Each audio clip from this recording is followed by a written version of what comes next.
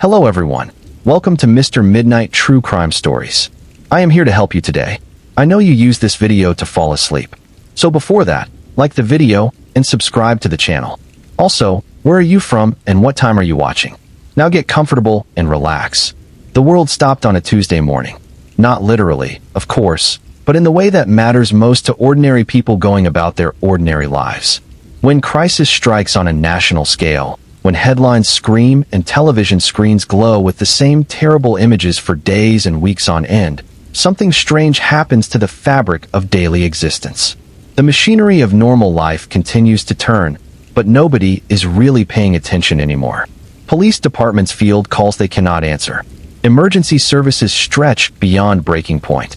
And in the chaos, in the noise, in the overwhelming tide of collective grief and fear, individual tragedies slip through the cracks like water through cupped hands. This is a story about those tragedies. About the murders that happened when the world was looking elsewhere. About the families who screamed into a void that swallowed their voices whole. About justice delayed, denied, or delivered too late to matter. These are not the cases that made headlines.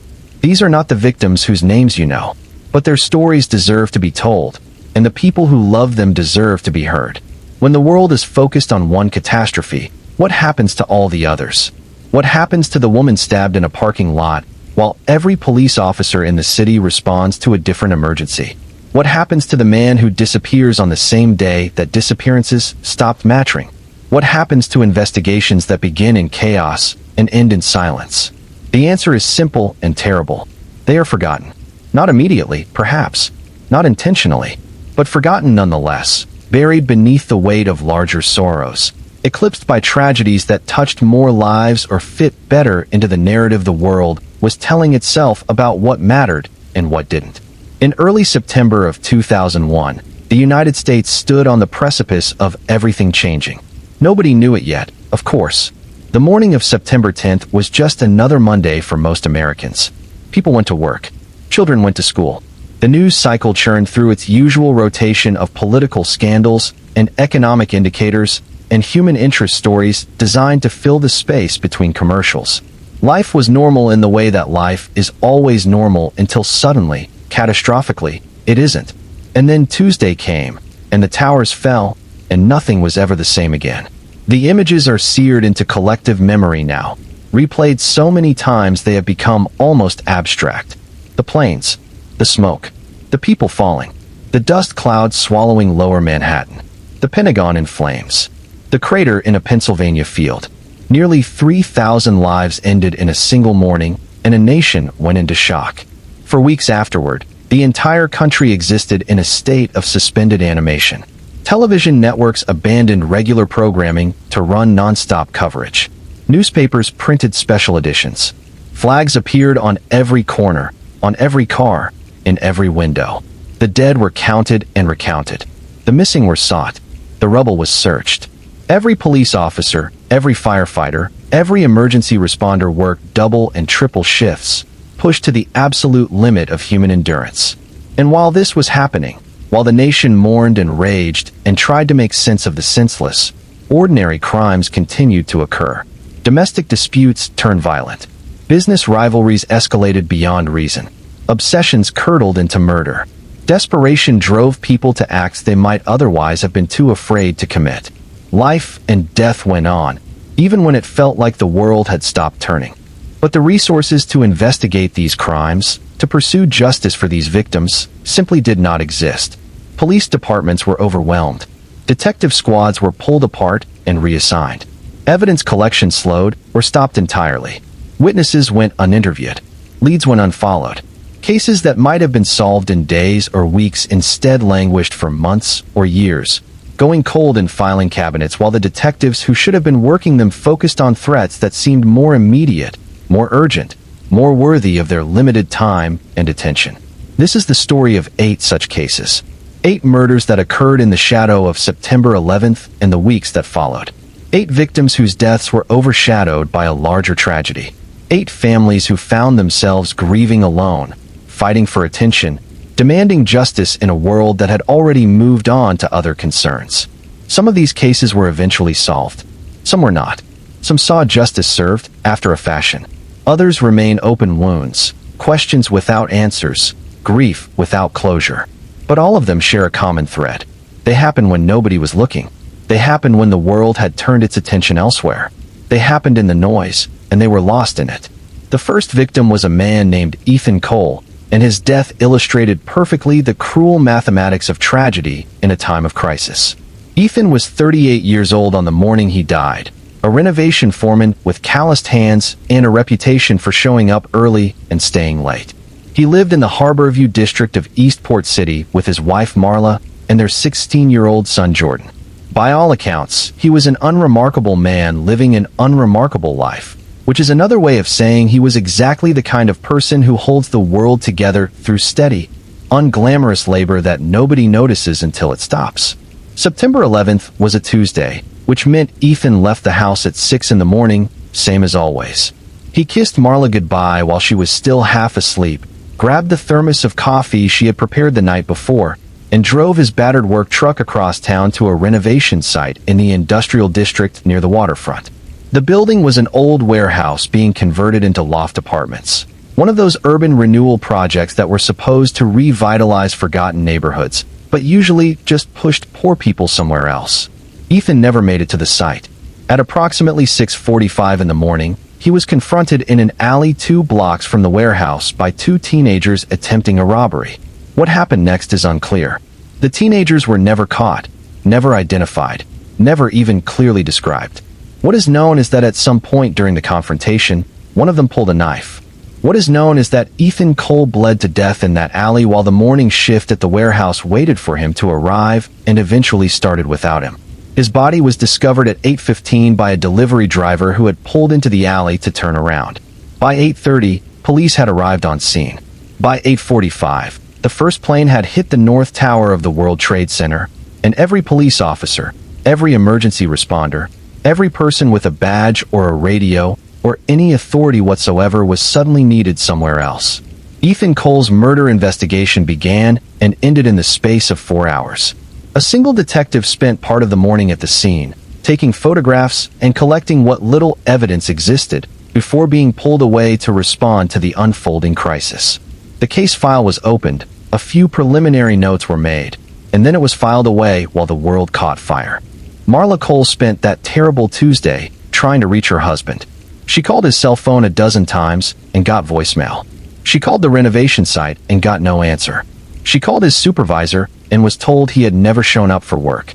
By midday, with the towers fallen and the Pentagon burning and rumors flying about additional attacks, she was frantic with worry, but not yet terrified.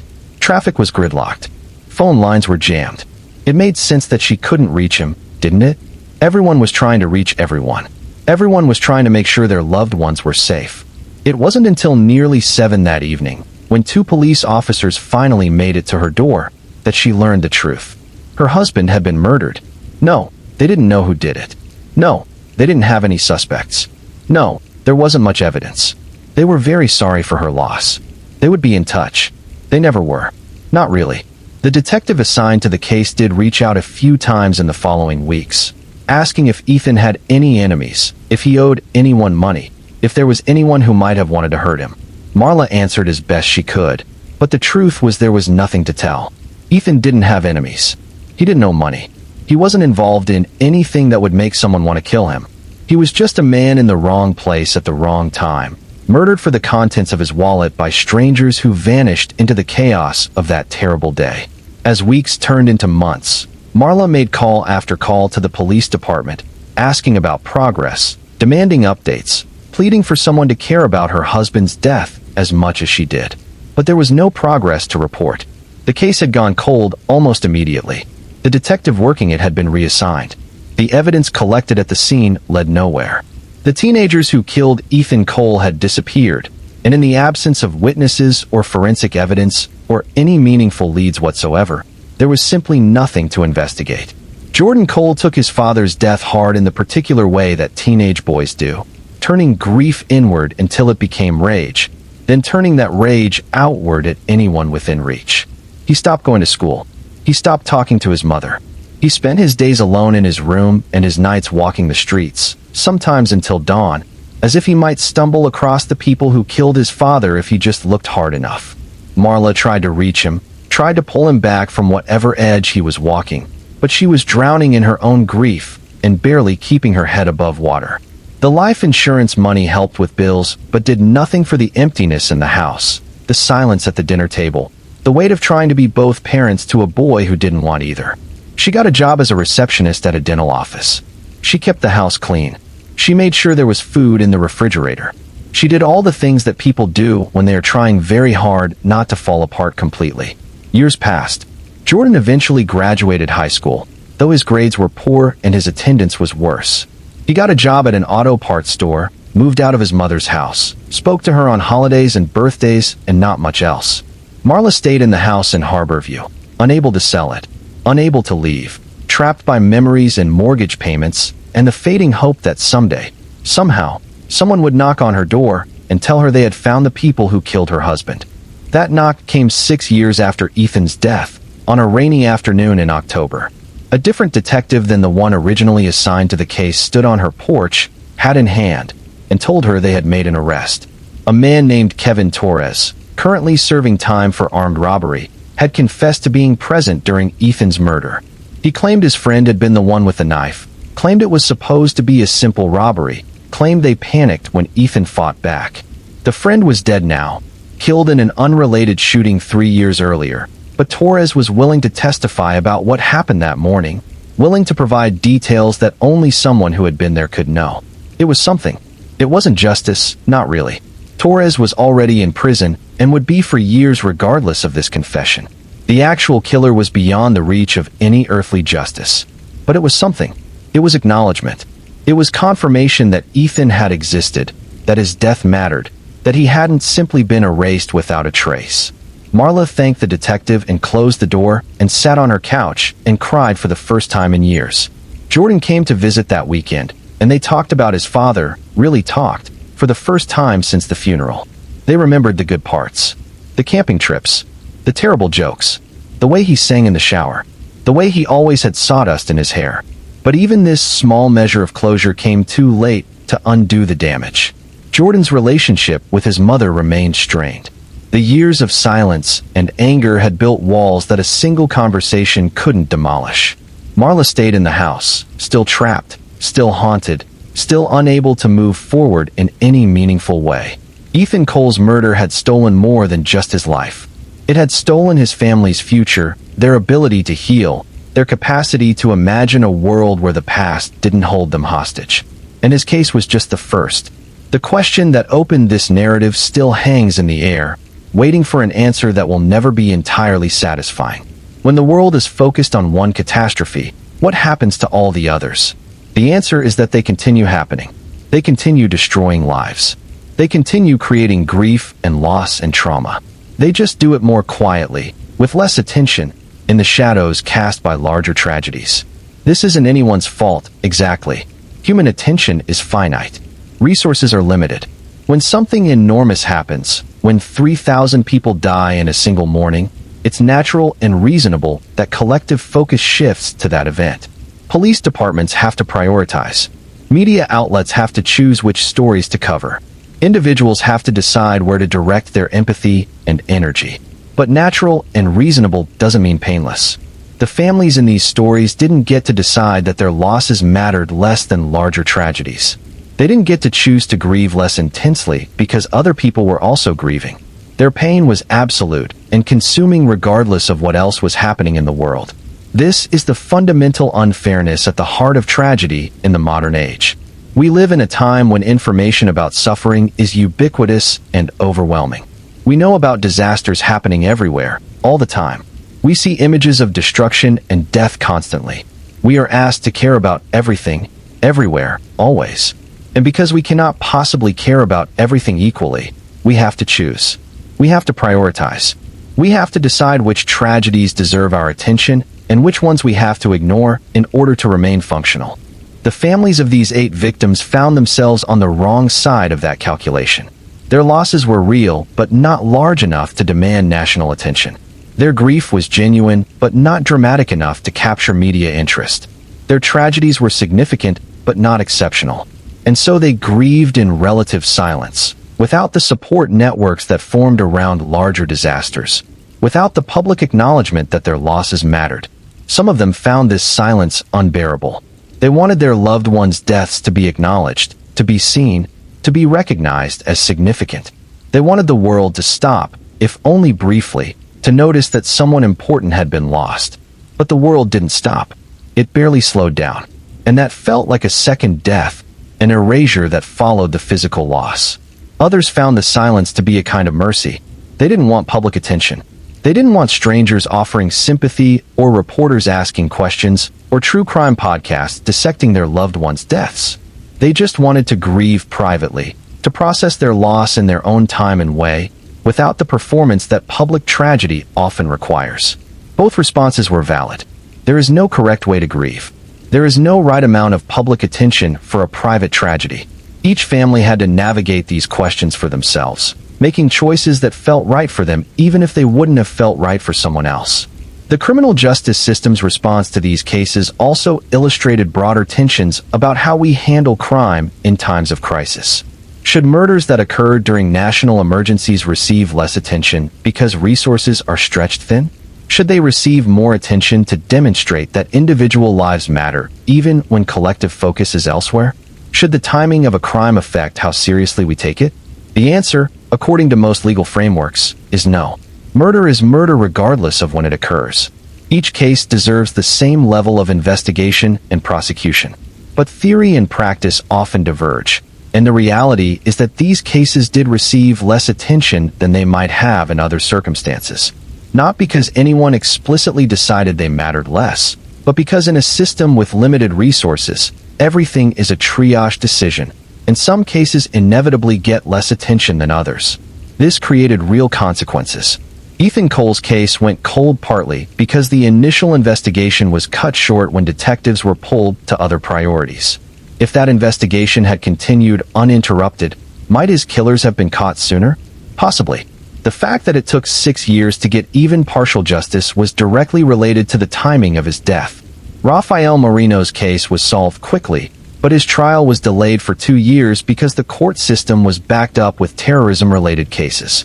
That delay extended his family's suffering, kept them in limbo, prevented them from achieving any sense of closure for years. The other cases faced similar delays and disruptions. None of them were intentionally neglected, but all of them were affected by the context in which they occurred. And while it's easy to say that this was unfortunate but unavoidable, that doesn't make it any less painful for the families involved. What lessons can we draw from these cases? What can we learn from 8 deaths that occurred in the shadow of a larger tragedy? Several things, perhaps. First, that individual suffering doesn't diminish in the presence of collective suffering. Marla Cole's grief for Ethan was no less intense because 3,000 other people had also died.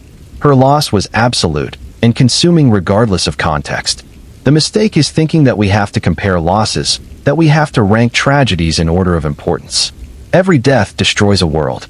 Every murder creates ripples that extend far beyond the immediate victim. Second, that justice delayed is often justice denied, or at least justice diminished. The families in these stories who got quick resolutions to their cases generally fared better than those who had to wait years for closure. Not because quick trials brought their loved ones back, but because uncertainty and limbo create their own kind of suffering, separate from grief itself. Third, that the way we remember and memorialize matters. The victims in these cases who were remembered as full human beings rather than just murder victims, who had their complexity and contradictions acknowledged rather than flattened into simple narratives, received a kind of justice that the legal system couldn't provide. Their families fought to ensure they were remembered accurately, and that fight mattered even if relatively few people were paying attention. Fourth, that healing is possible but never complete.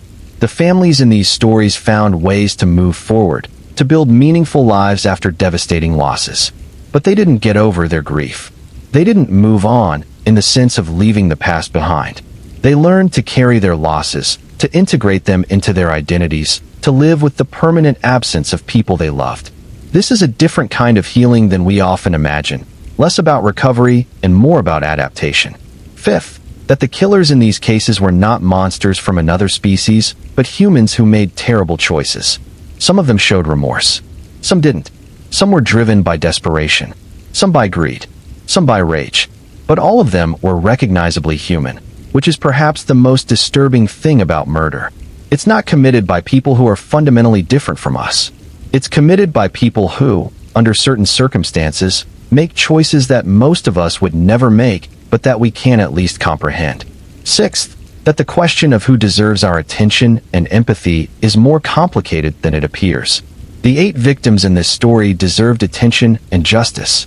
So did the thousands who died on September 11th. So do the thousands who die in less dramatic circumstances every day. We cannot possibly attend to all suffering equally. But we can try to remember that every loss matters to someone, that every death creates grief that is absolute and consuming for the people who experience it, that there is no such thing as an acceptable loss or a negligible victim. These lessons don't make the murders less tragic. They don't bring the victims back. They don't undo the harm that was done, but they might, possibly, help us think differently about how we respond to crime and tragedy, how we allocate resources and attention, how we support people who are grieving in the shadows of larger sorrows. The families of these 8 victims would probably have different lessons to share. Their experiences were varied. Their conclusions were individual. Their insights were shaped by their specific circumstances. Marla Cole might emphasize the importance of persistent advocacy, of refusing to let cases go cold just because the world's attention is elsewhere. Isabella Moreno might emphasize the value of creating your own meaning when official justice feels inadequate. Thomas Wexler's children might emphasize the importance of acknowledging complexity, of remembering that even flawed people deserve to be remembered as humans rather than caricatures. Harold Vance's widow might emphasize the importance of making amends, of trying to undo harm even after the person who caused it is gone. Clara Whitman's friends might emphasize the importance of taking threats seriously, of believing people when they say they're afraid, of acting before tragedy strikes rather than after. Lena Rose's daughters might emphasize the importance of documentation, of leaving evidence of danger so that even if you don't survive, the truth will. Victor Langford's children might emphasize the importance of conflict resolution, of finding ways to settle disputes before they escalate beyond repair. Derek Hale's wife might emphasize the importance of addressing addiction before it destroys lives, of creating support systems that help people before they reach the point of desperation. All of these lessons are valuable. All of them are born from real suffering, real loss, real experience of tragedy and its aftermath. But they're also insufficient. We can learn every lesson these cases have to teach, and people will still be murdered. We can implement every reform and improve every system and create every support network imaginable, and some people will still make terrible choices that destroy lives. This isn't an argument for fatalism or for giving up on trying to prevent tragedy. It's just an acknowledgement that some problems have no complete solutions, that some questions have no satisfying answers, that we live in a world where suffering will continue regardless of how hard we try to prevent it. What we can control is how we respond. We can choose to pay attention to suffering even when it's not dramatic or headline-worthy. We can choose to support people who are grieving even when their losses are individual rather than collective. We can choose to remember victims as full human beings rather than just plot points in true crime narratives. We can choose to hold killers accountable while still acknowledging their humanity. We can choose to build meaning from loss, even when loss feels meaningless. These choices won't bring back the 8 people whose stories we've explored, but they might honor their memories in ways that matter. They might prevent future tragedies by creating systems and cultures that value every life, not just the lives that are lost in dramatic fashion. The final question worth considering is what these 8 cases tell us about ourselves, about our society, about the way we structure our systems of justice and support and collective attention. The answers are uncomfortable but necessary. We live in a world that is very good at responding to dramatic, large-scale tragedies and much worse at responding to individual, ordinary suffering. This isn't because we're cruel or callous. It's because our systems are designed to handle exceptional events, and they struggle with the mundane but constant reality of everyday crime and suffering. When a plane crashes, we launch massive investigations, implement new safety protocols, memorialize the victims, and ensure that lessons are learned. When a single person is murdered in a robbery, We process the case through an overwhelmed criminal justice system. We may or may not catch the perpetrator, and we move on. The disparity in response has nothing to do with the inherent value of the lives lost. It has to do with scale, drama, and the way our collective attention works. This creates a kind of hierarchy of victimhood, where some deaths receive enormous attention and resources, while others receive almost none. Where some families are supported by entire communities, and others grieve in isolation. Where some cases are solved quickly and thoroughly, while others languish unsolved for years or decades. The 8 families in this story experienced this hierarchy firsthand. They watched as national tragedy dominated every conversation, every news broadcast, every moment of public attention. And they understood, intellectually, why that was happening. But understanding didn't make it hurt less. Understanding didn't make their own losses feel less significant. Understanding didn't bring justice or closure or healing. Some of them became advocates for changing these systems, for ensuring that individual crimes received adequate attention even during times of crisis, for building structures that could handle both exceptional tragedies and everyday suffering simultaneously. Their advocacy led to some reforms, some improvements, some small victories. But the fundamental problem remained unsolved and probably unsolvable. Human attention is finite. Resources are limited. We cannot attend to everything equally, and so we have to choose. The question is whether we're choosing well, whether our priorities are aligned with our values, whether the systems we've built serve justice or just serve convenience. These are questions that each of us has to answer individually, that each society has to grapple with collectively, that have no simple or universal solutions. What we can say with certainty is that the 8 victims in this story deserved better. They deserved investigations that were not cut short by other priorities. They deserved justice that was not delayed by backlogged court systems. They deserved public acknowledgement that their lives mattered and their deaths created loss that echoed far beyond their immediate families. Whether they received what they deserved is debatable. Some cases were handled well, given the circumstances. Others were badly mishandled.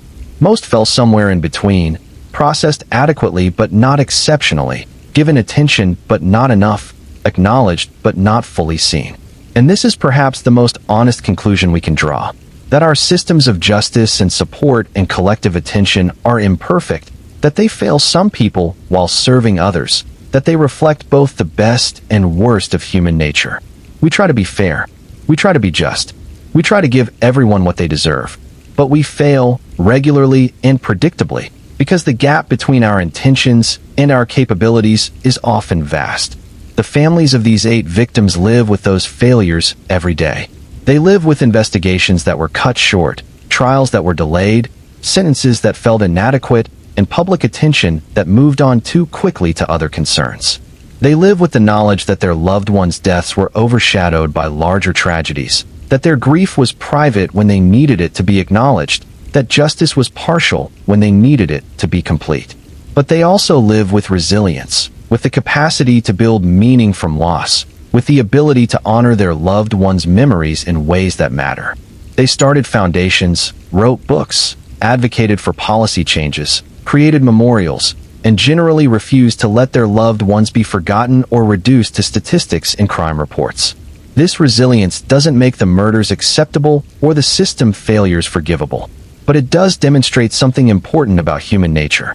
We can endure extraordinary suffering. We can adapt to devastating loss. We can find ways to live meaningful lives even after tragedy has destroyed the lives we had planned. We can honor the dead by living fully rather than by collapsing under the weight of grief.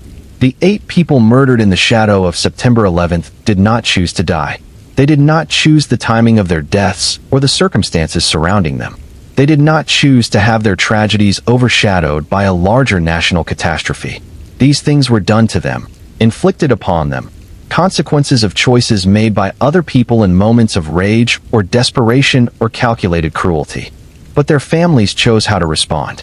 They chose whether to collapse or persevere, whether to let bitterness consume them or to channel their grief into something constructive, whether to let their loved ones be forgotten or to fight to keep their memories alive. These choices were hard, often impossible feeling, always painful. But they were choices nonetheless, and the families made them as best they could under impossible circumstances.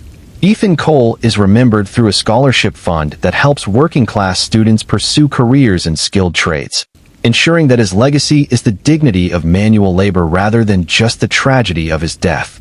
Rafael Moreno is remembered through his son's book, which keeps alive the complexity of who he really was rather than reducing him to a symbol.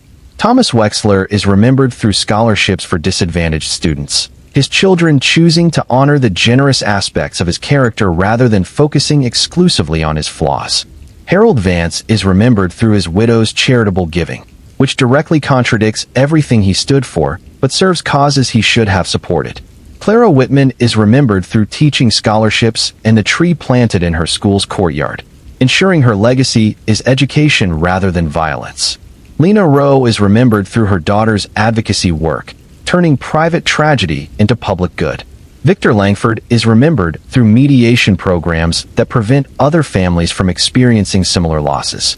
Derek Hale is remembered through addiction treatment services that address the root causes of desperate acts. These memorials and legacies don't erase the murders. They don't bring the victims back.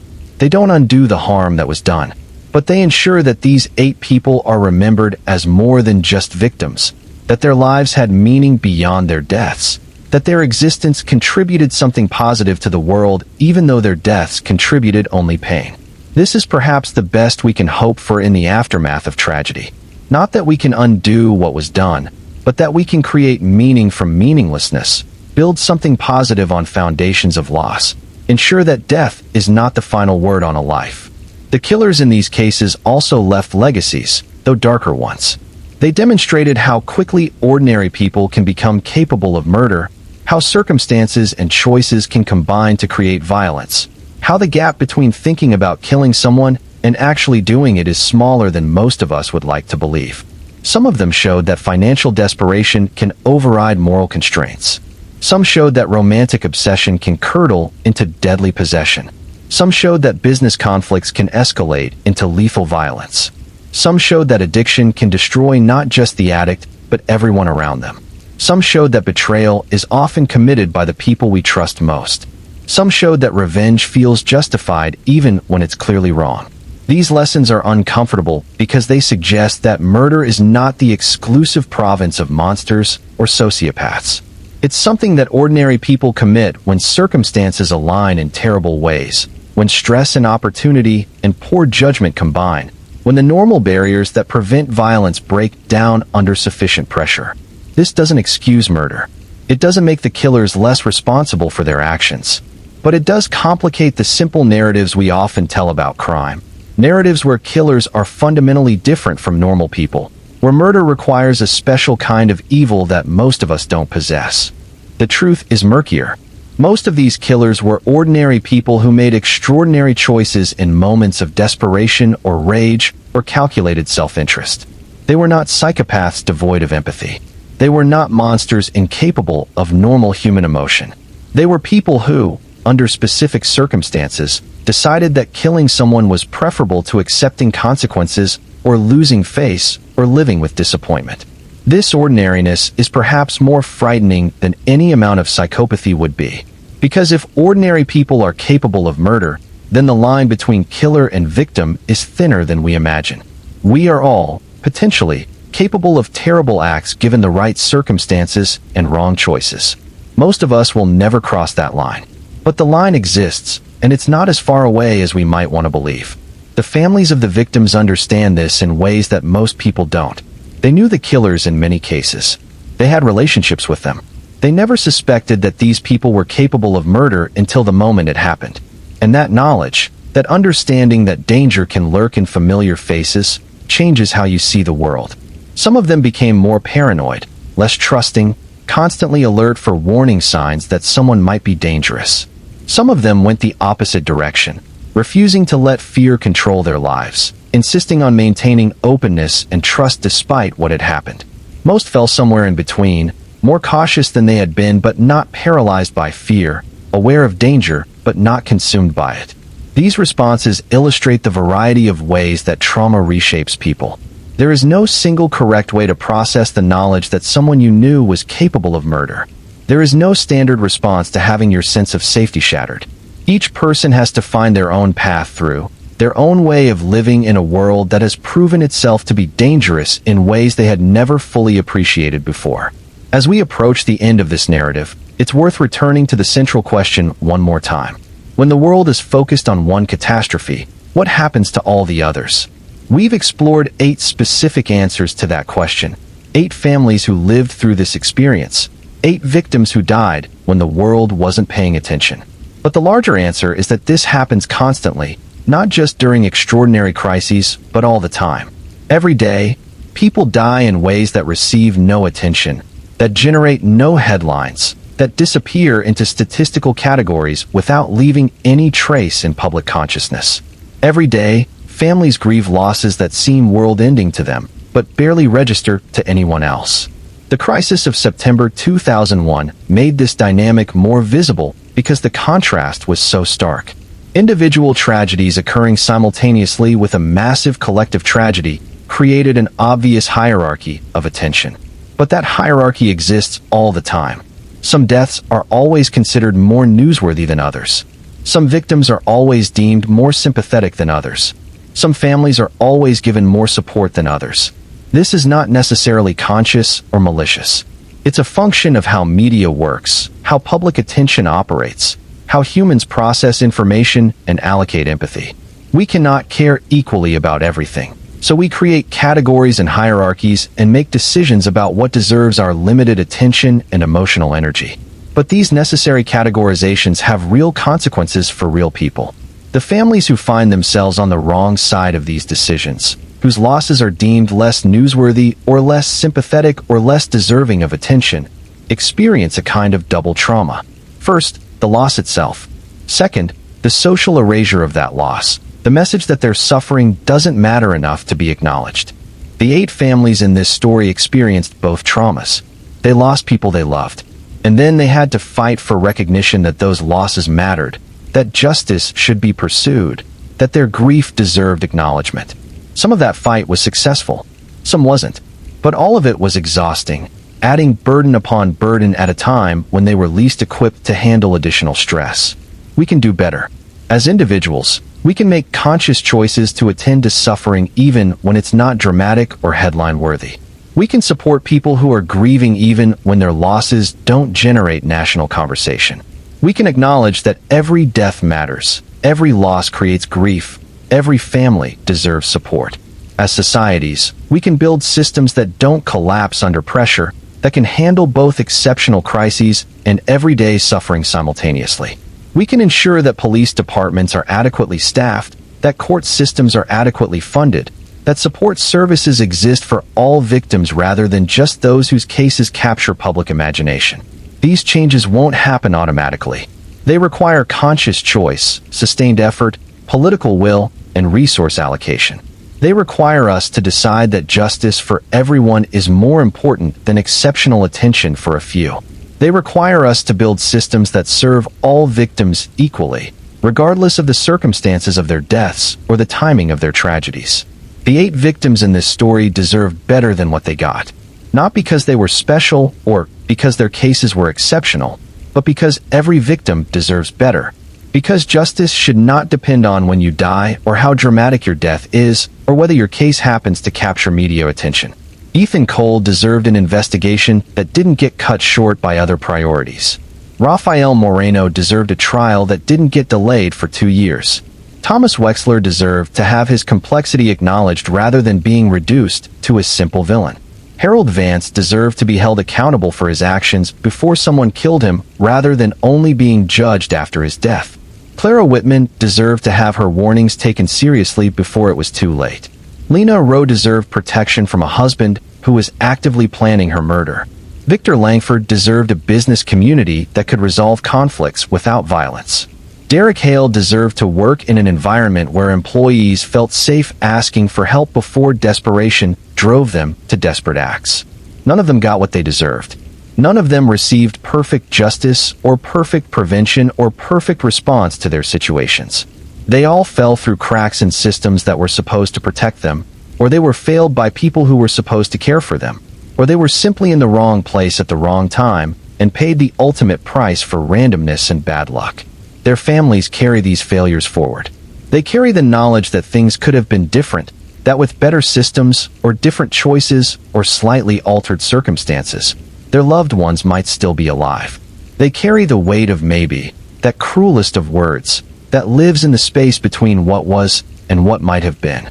But they also carry resilience, and love, and determination to ensure their loved ones are remembered as full human beings rather than just victims. They carry forward the lessons learned from tragedy, using their experiences to help others, to prevent future suffering, to build meaning from loss. This is the final truth of these 8 cases. That death is permanent, but meaning is constructed. That loss is absolute, but legacy is choice. That we cannot control what happens to us, but we can control how we respond. That tragedy will continue happening regardless of what we do, but that our responses to tragedy matter enormously.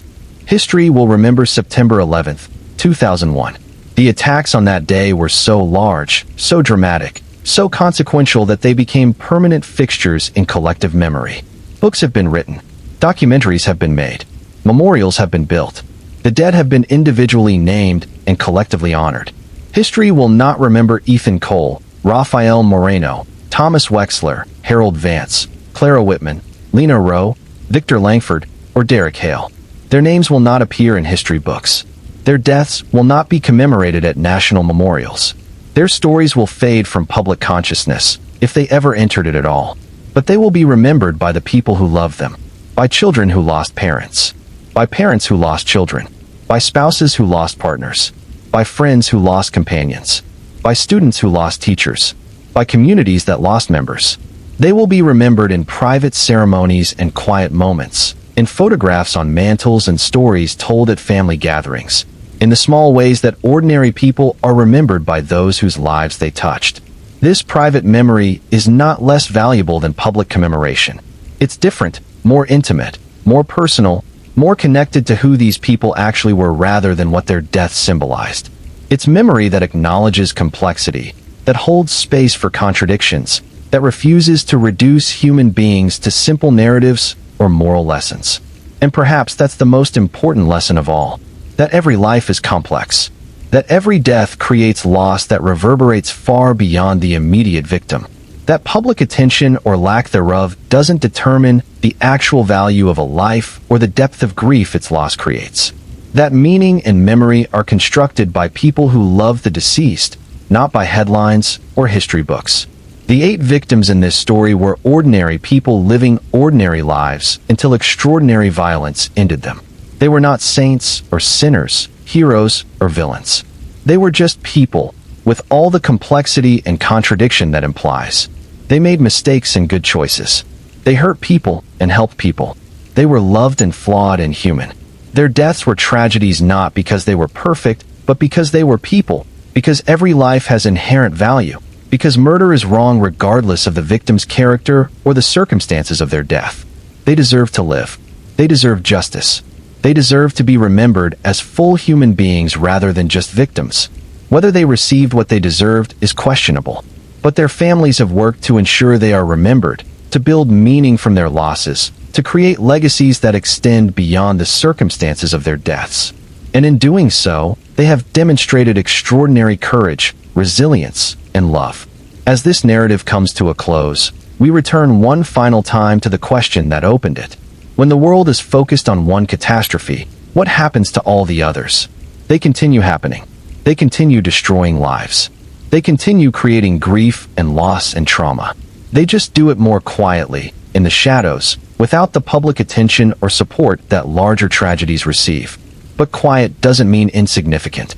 Shadow doesn't mean unimportant. The absence of public attention doesn't make private grief any less consuming or private loss any less devastating. These 8 families learned that lesson in the hardest possible way, through experience they never wanted and losses they will never fully recover from. Their stories deserve to be told. Their loved ones deserve to be remembered. Their grief deserves to be acknowledged. Not because their cases were exceptional, but because every case is exceptional to the people experiencing it. Because every loss matters. Because every victim deserves justice, and every family deserves support, and every death deserves to be mourned.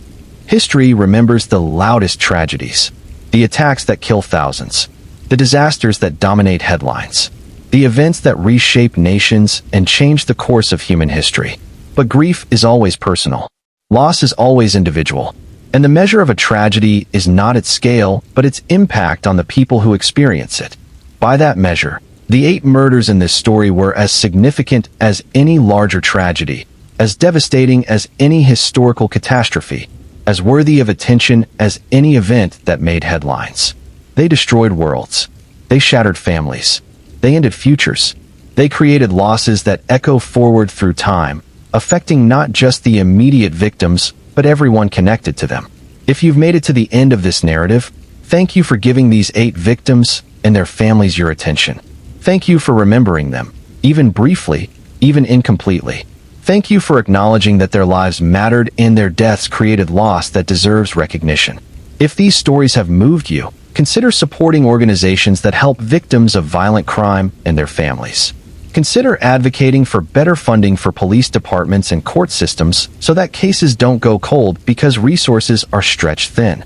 Consider being more aware of suffering that occurs in the shadows of larger tragedies, more willing to acknowledge grief that doesn't generate headlines, more committed to ensuring that every victim receives justice regardless of the circumstances of their death. And most importantly, remember that behind every statistic is a person. Behind every crime report is a family.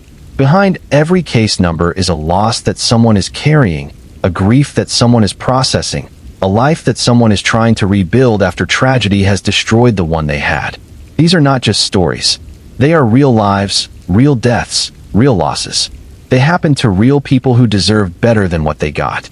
They continue happening every day, to families who will grieve in silence, who will fight for justice without public support, who will rebuild their lives without acknowledgement that those lives have been shattered.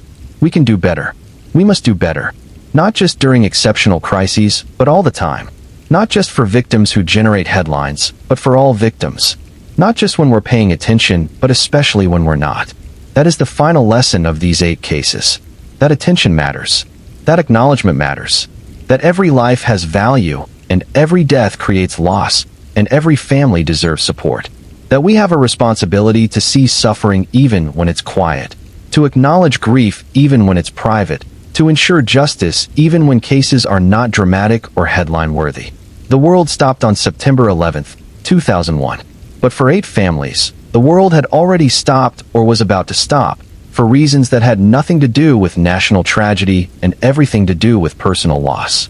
Their suffering was no less real because it occurred in the shadow of a larger event.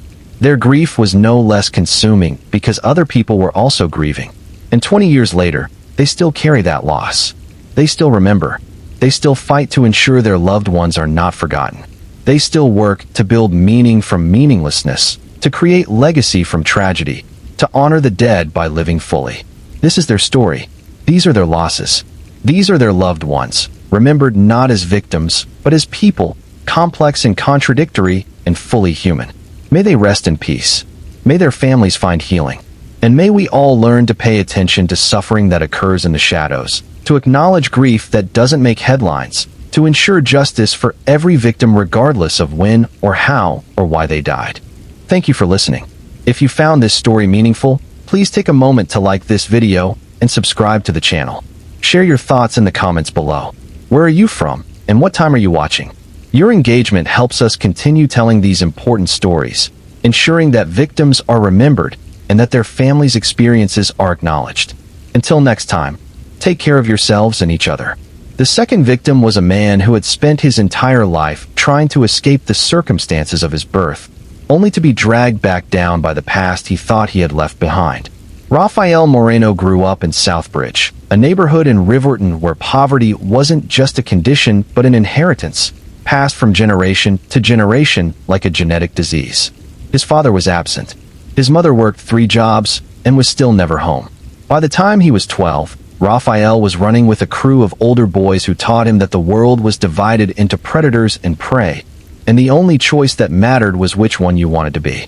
But Rafael was smart, smarter than most of the kids he grew up with, and more importantly, he was observant. He watched the older guys in the crew, watched how they lived fast and died young. watched how their bravado turned to desperation, turned to prison sentences or early graves. He watched, and he learned, and he decided, with the kind of clarity that most people never achieve at any age, that this was not how his story would end. He got out. Not easily, not cleanly, but he got out. He finished high school through a combination of stubbornness and favors called in by a guidance counselor who saw something in him worth saving. He got a job at an auto parts store, then a better job at a repair shop, then scraped together enough money to open his own small business selling aftermarket parts to local mechanics. By the time he was 30, Rafael Moreno owned a modest but successful operation with 3 employees and a reputation for fair prices and honest work. He married a woman named Isabella who had grown up 3 blocks from where he did, but had somehow emerged unscathed by the violence and hopelessness that defined their neighborhood.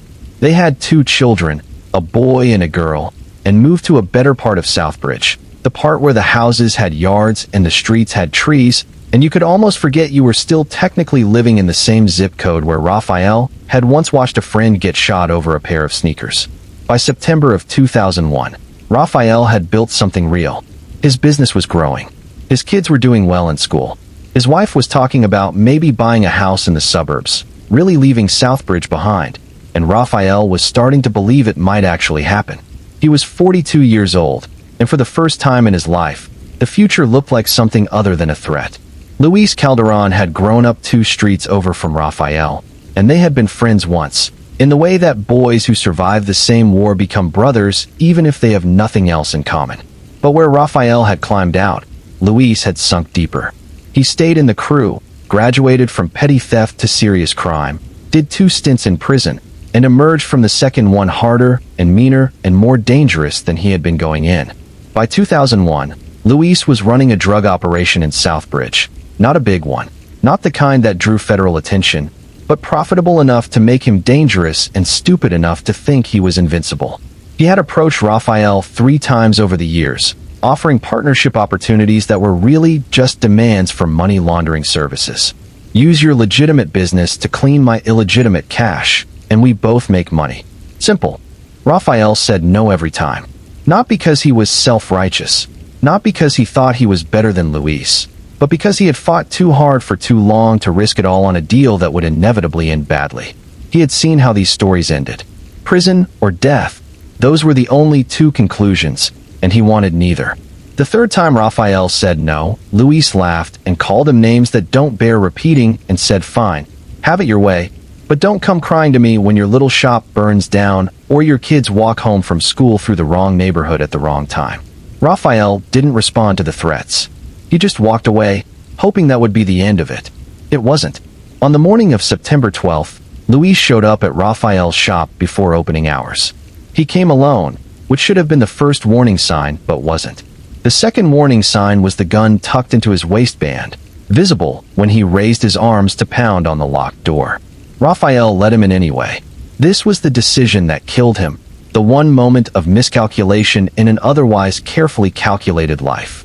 Maybe he thought he could reason with Luis one more time. Maybe he thought refusing to open the door would be seen as a sign of fear, and fear would invite more threats. Maybe he was just tired of being threatened, tired of looking over his shoulder, tired of worrying that his past would catch up with his present. The conversation started calmly enough. Luis made his pitch again, sweetened the terms, promised protection along with profit. Rafael said no again, more firmly this time, and told Luis to leave. Luis didn't leave. Instead, he started talking about respect, about loyalty, about how Rafael thought he was too good for the neighborhood now, too good for the people who knew him when. The conversation got louder. Accusations were thrown. Old grievances were aired. And then, at some point that neither man could have predicted 5 minutes earlier, Luis pulled the gun. He didn't plan to use it. Later, at trial, he would claim this repeatedly. The gun was just for intimidation, just to make Rafael understand how serious he was, just to get him to see reason. But Rafael, who had spent 2 decades carefully avoiding exactly this kind of confrontation, reacted badly. He tried to grab the gun. There was a struggle. The gun went off. Rafael Moreno died on the floor of his auto parts shop at 7:15 on the morning of September 12th, with a bullet in his chest and his blood pooling beneath the shelves where he kept inventory. Luis Calderon stood over him for nearly 30 seconds, watching him die, before panic finally overrode shock, and he ran. He made it 6 blocks before his nerve failed completely. He abandoned the gun in a dumpster, went home, took a shower, and then did the stupidest possible thing, which was to go about his normal day as if nothing had happened. He met with his crew. He collected money from his dealers. He had lunch at his usual spot. And all the while, he kept expecting police to appear, kept expecting someone to have seen him, kept expecting the world to notice that he had just murdered someone. The world did not notice. Not immediately. Raphael's wife called the shop at 9 when he didn't answer his cell phone. She got no answer. She called again at 10, then at 11, growing progressively more worried. Finally, at noon, she drove to the shop herself and found the door unlocked and her husband dead. By the time police arrived, by the time the scene was processed, by the time anyone started asking questions about who might have wanted Rafael Moreno dead, most of Eastport City's police force was still dealing with the aftermath of the previous day's attacks. The detective assigned to Rafael's case was competent but overworked, handling 3 other active investigations simultaneously, and the simple truth was that he didn't have the time or resources to do the kind of thorough investigation the case deserved. But Luis made it easy for him. The abandoned gun was recovered within hours, fingerprints intact. Security cameras from a convenience store caught Luis entering and leaving Rafael's block at the relevant time. Witnesses came forward who had heard the 2 men arguing in recent weeks. The case built itself, and Luis was arrested within 48 hours of the murder. He confessed almost immediately, not out of remorse, but out of a kind of exhausted inevitability. He told the detectives everything. The failed partnership proposals, the argument, the struggle, the gun going off. He framed it as an accident, as a tragic misunderstanding between old friends, as anything other than what it actually was, which was a murder born of entitlement and rage and the belief that the world owed him something it had never promised. The trial was quick. Luis's public defender argued manslaughter, claimed there was no premeditation, claimed his client had made a terrible mistake in the heat of the moment. The prosecution argued murder too, pointed to the gun Luis had brought with him, pointed to the threats he had made, pointed to the pattern of escalation that made this outcome all but inevitable. The jury deliberated for less than a day before returning a verdict of guilty on second-degree murder. Luis Calderon was sentenced to 20 years to life. He would be eligible for parole in 2021, at which point he would be 63 years old, assuming he survived that long in prison.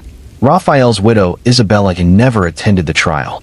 She couldn't bear to sit in the same room as the man who had killed her husband, couldn't bear to hear the details of his death recounted in clinical legal language, couldn't bear the performative justice of a system that would give Luis Calderon even the possibility of freedom while her husband remained forever dead. She sold the auto parts business for a fraction of what it was worth and moved to Florida with her children, putting as much distance as possible between themselves and Southbridge, between themselves and the past, between themselves and the memory of what Rafael had been trying so hard to escape when it finally caught up with him. Her son, Miguel, was 14 when his father died, old enough to understand what had happened but too young to process it in any healthy way. He became obsessed with his father's story, with the trajectory from poverty to success, with the question of whether escape was ever really possible, or if the circumstances of your birth were an inescapable gravitational force that eventually pulled everyone back down. Miguel would spend years interviewing people who had known his father, reconstructing a portrait of a man he barely remembered. He would write a book about it eventually, a memoir called Climbing Out, which would be well-reviewed but poorly sold, adding one more layer of tragedy to an already tragic story. All that effort to honor his father's memory, and almost nobody read it. But Isabella did. She read every word, and she cried, and she called Miguel for the first time in months to tell him that yes, he had gotten it right. He had captured who his father really was. And maybe that was enough. Maybe that was its own kind of justice, separate from the legal system, separate from prison sentences and parole hearings. The justice of being remembered accurately. The justice of having your story told. Rafael Moreno's murder was solved quickly because Luis Calderon was sloppy and panicked and left evidence everywhere he went. But even solved cases leave wounds. Isabella never remarried. Miguel never fully processed his grief. Raphael's daughter stopped speaking to most of her family and moved to California and changed her name and tried to build a life where being Rafael Moreno's daughter wasn't the first thing anyone knew about her. The Southbridge community split in its reaction to Raphael's death. Some mourned him as an example of what was possible, proof that you could climb out if you were smart enough and tough enough and lucky enough. Others whispered that he had been asking for it, that you couldn't turn your back on where you came from without consequences, that Raphael thought he was better than everyone else and paid the price for his arrogance. Both narratives were wrong, of course. Raphael hadn't been a saint or a traitor. He had just been a man trying to build something better for his family, trying to escape a cycle of poverty and violence that should never have existed in the first place. His success hadn't been an insult to anyone. His refusal to participate in Luis's criminal enterprise hadn't been arrogance. It had been survival. It had been the same instinct that had driven him out of Southbridge in the first place. But nuance dies in the retelling. Stories simplify. People pick sides. And over time, Rafael Moreno became less of a real person and more of a symbol, something for both sides to point to when making their larger arguments about class and crime and the American dream. His story deserved better. He deserved better. But that's the thing about dying when the world's attention is elsewhere. You don't get to control how you're remembered. You don't get to correct the record. You just die, and other people decide what your death means, and you have no say in any of it. The third and fourth victims were different from Ethan and Raphael in almost every way that mattered. They were wealthy where the first two had been working class. They were powerful where the first two had been ordinary. They died not because they were in the wrong place at the wrong time, and not because they had refused to compromise with criminals, but because they had made enemies through the very success that was supposed to protect them. Thomas Wexler was 56 years old, a luxury property developer in Northgate Heights who had built a fortune by convincing wealthy investors to trust him with their money and then delivering returns that made that trust seem justified. He lived in a townhouse worth $3 million, drove a car worth more than most people's houses, and belonged to clubs that required references from existing members and background checks on 3 generations of your family. On paper, Thomas Wexler had everything: success, wealth, respect, the kind of life that people spend decades chasing and most never catch. But paper lies, or at least it doesn't tell the whole truth, and the truth about Thomas Wexler was considerably more complicated than his public image suggested. His business partner was a man named Alan Pierce, younger by 10 years, hungrier by disposition, and resentful in the particular way that junior partners always are when they do most of the work but get only half the credit. Alan had joined Wexler Properties 15 years earlier, fresh out of business school, and full of ideas about disrupting the luxury real estate market.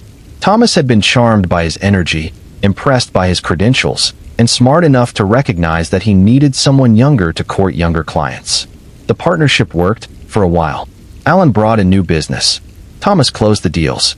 Together they built a portfolio that made them both wealthy and made Thomas, who had his name on the door, genuinely rich. But wealth breeds strange mathematics. When you have 10 million and your partner has 5, you're both rich. When you have 50 million and your partner still has 5, suddenly the arrangement feels less equitable. Alan started asking questions around 2000. Where was all the money going? Why were the profits not being distributed more evenly? Why did Thomas take a larger share when Alan was the one actually working 18-hour days? Thomas deflected, made excuses, promised future redistribution that never quite materialized. He wasn't stealing, not exactly, but he was creative with the accounting in ways that ensured the bulk of the profit stayed with him. Then there was Lydia Frost, 38 years old, beautiful in the calculated way that requires significant money and effort, and Thomas Wexler's mistress for the better part of 3 years. His wife knew, or at least suspected, but had made the kind of quiet calculations that women in her position often make. The marriage was a shell, but it was a profitable shell, and divorce would mean losing half of everything. Better to look the other way, keep the lifestyle, and maintain appearances. Lydia had made different calculations. She wanted more than an affair. She wanted marriage, or at least partnership, or at the very minimum some financial security beyond expensive gifts and paid rent.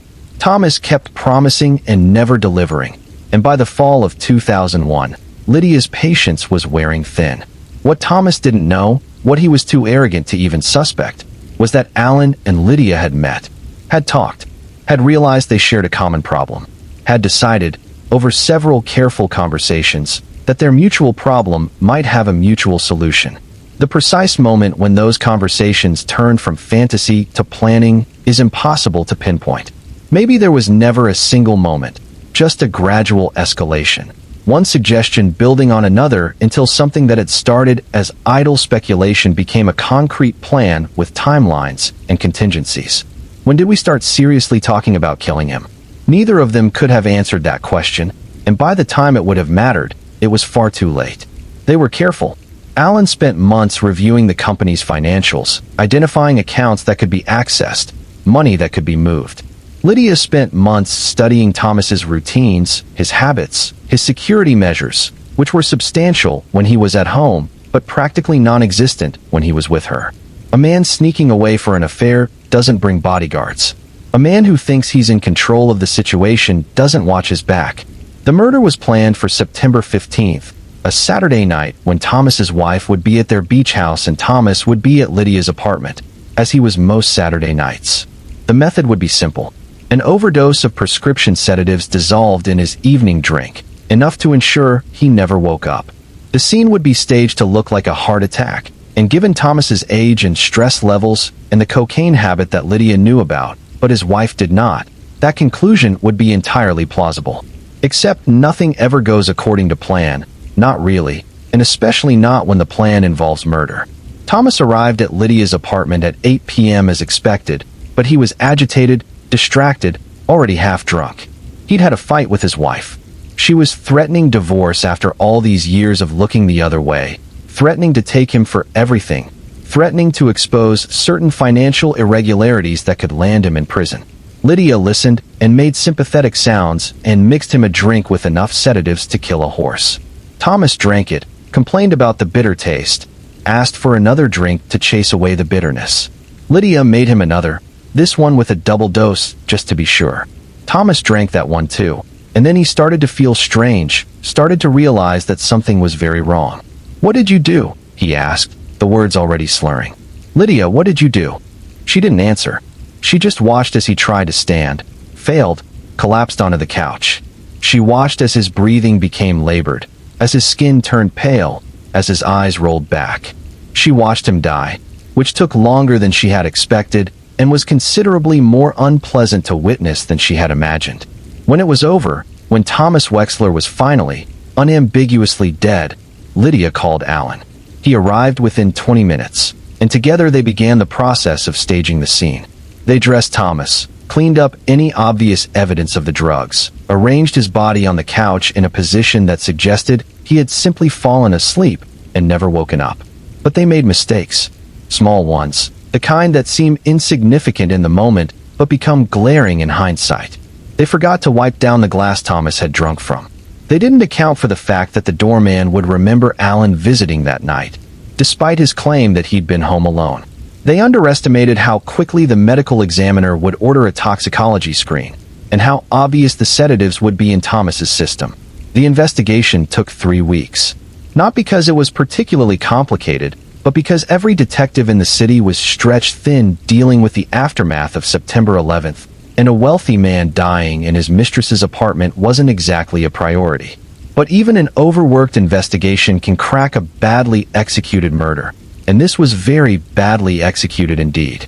Alan broke first, unable to handle the pressure of police interviews, unable to maintain his story in the face of mounting evidence. He confessed to planning the murder, but claimed it was all Lydia's idea, claimed she had seduced him into it, claimed he would never have done it on his own. Lydia, when confronted with Alan's confession, immediately flipped the script. It was Alan who had planned everything. She had just been following his instructions. She was a victim too, manipulated by a man who had promised her everything and delivered only lies. Both stories were self-serving nonsense, and the jury saw through them easily. At trial, prosecutors painted a picture of two greedy people who had decided murder was easier than earning their own money. The defense tried to argue that Thomas Wexler had been a terrible person who had wronged both defendants grievously, as if that somehow justified killing him. It didn't work. Alan Pierce and Lydia Frost were both convicted of first-degree murder and sentenced to life without the possibility of parole. They would die in prison, separately, having destroyed each other's lives as thoroughly as they had destroyed Thomas Wexler's. Thomas's wife inherited everything, which was considerable even after the lawyers took their share. She moved to the beach house permanently, cut ties with everyone who had known her during her marriage, and lived quietly for the rest of her life. She gave a single interview, years later, in which she said that she had never loved Thomas but had never wished him dead either, and that the hardest part wasn't the loss but the public nature of it, the way her private humiliations became public record. Thomas's children struggled with his legacy. How do you mourn a father who was, by all accounts, a difficult and morally compromised person? How do you grieve someone whose death was the direct result of his own choices, his own cruelty, his own arrogance? They didn't have good answers to these questions, and neither does anyone else. What they did have was money and distance, and the ability to move away and start over somewhere else, where being Thomas Wexler's child wasn't the first thing people knew about them. One became a teacher. One became a nonprofit administrator. Both consciously chose lives that looked nothing like their father's, as if poverty of ambition might be a kind of penance for his sins. The fourth victim, Harold Vance, made Thomas Wexler look like a choir boy by comparison. Harold was 68 years old, a contractor and developer in Ironfield County who had built his fortune through a combination of hard work, political connections, and ruthless elimination of anyone who stood in his way. He had been sued 17 times over his career for everything from contract violations to environmental destruction to workplace safety violations that had resulted in worker deaths. He had won every case, or settled out of court with NDAs that ensured the plaintiffs could never speak publicly about what had happened. He was feared, respected in certain circles, and absolutely hated by a long list of people who had been crushed beneath his ambition. His business partner was a silent investor named Paul Grimm, a man who provided capital and political cover in exchange for a cut of the profits. His enemy was a former employee named Neil Carter, who had been fired 6 months earlier after complaining about unsafe conditions on a construction site, and then had the audacity to file a workplace safety complaint with the state. Harold had ruined Neil systematically and thoroughly. He blacklisted him with every contractor in the region. He filed spurious lawsuits that forced Neil to spend his savings on legal fees. He spread rumors about Neil's competence and character that made him unemployable. By September 2001, Neil Carter was bankrupt, divorced, living in his car, and consumed by rage at the man who had destroyed his life. Paul Grimm had his own grievances. Harold had been creative with the accounting in ways that funneled more money into his own pockets and less into Paul's. When Paul confronted him about it, Harold laughed in his face and told him to sue if he had a problem, knowing full well that Paul couldn't sue without exposing his own questionable financial dealings to scrutiny he couldn't afford. The murder was planned by two men who had never met but who shared a common enemy. Neil wanted revenge. Paul wanted money. Together, without ever explicitly acknowledging what they were planning, they created a situation where Harold Vance would die and both of them would benefit. The actual killing happened on September 20th in Harold's home office, staged to look like a burglary gone wrong. Neil broke in through a basement window that Paul had made sure was unlocked earlier that day during a business meeting. Harold was working late, as he often did, alone in a house that was too big for one person. Neil came up behind him and hit him with a piece of pipe, multiple times, with more force than was strictly necessary to kill him. Harold Vance died on the floor of his office, skull fractured, surrounded by the contracts and financial records that documented a lifetime of predatory behavior. Neil took some cash and jewelry to make the burglary look legitimate, and left through the same window he had entered. Paul Grimm, safely home with an alibi, waited for the phone call that would tell him the problem had been solved. The investigation went nowhere for months. Harold had so many enemies that the suspect pool was essentially infinite. Neil had been careful not to leave evidence. Paul had never been anywhere near the scene. Without witnesses or forensics or any clear motive beyond Harold Vance was a terrible person and lots of people wanted him dead, the case stalled. But Neil couldn't keep his mouth shut. Revenge that nobody knows about isn't really revenge at all, is it? It's just violence. And Neil needed people to know what he had done, needed Harold's other victims to know that someone had finally made him pay. He started drinking in bars where construction workers gathered, started telling stories that were vague enough to maintain deniability, but specific enough that people started wondering. He told one person too many, and that person told someone else. And eventually the whispers reached a detective who was still working Harold Vance's murder. Neil was arrested 18 months after the killing. He confessed within hours, not because he was pressed, but because he seemed almost eager to tell the story. He described the planning, the execution, the satisfaction of watching Harold die. He showed no remorse whatsoever. When asked if he regretted his actions, he said the only thing he regretted was not making Harold suffer more. Paul Grimm's involvement took longer to uncover, but Neil's confession included details about the unlocked window, about timing that suggested inside knowledge. Investigators started looking at people who had access to Harold's house, and Paul's name came up. Financial records showed communications between Paul and Neil that predated the murder. Phone records showed calls at suspicious times.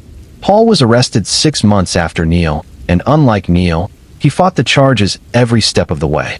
His trial was a spectacle.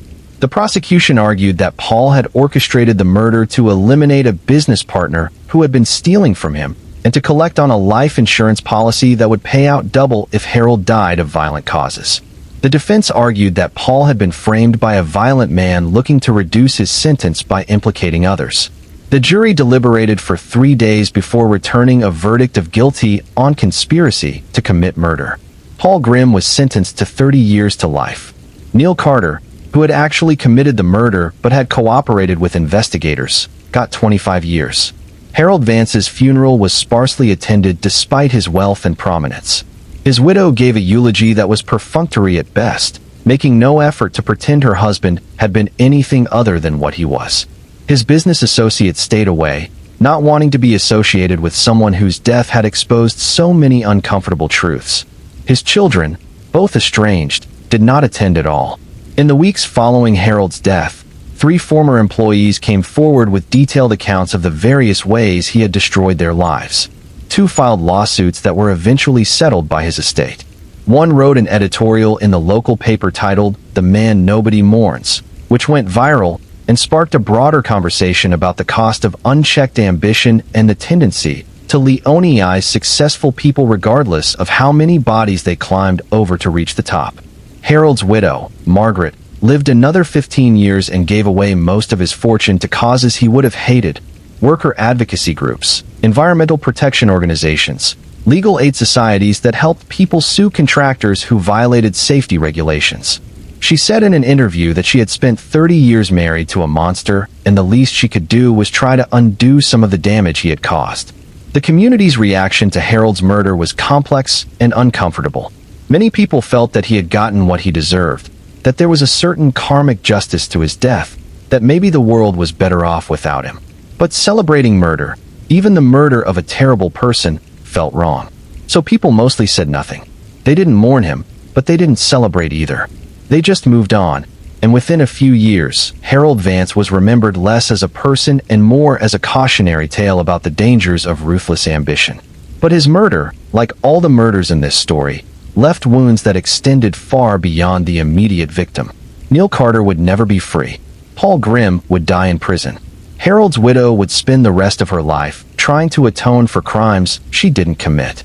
And the dozens of people Harold had hurt over his career would carry those wounds forever, vindicated perhaps by his death, but not healed by it. Justice in Harold Vance's case looked different than justice in the previous cases.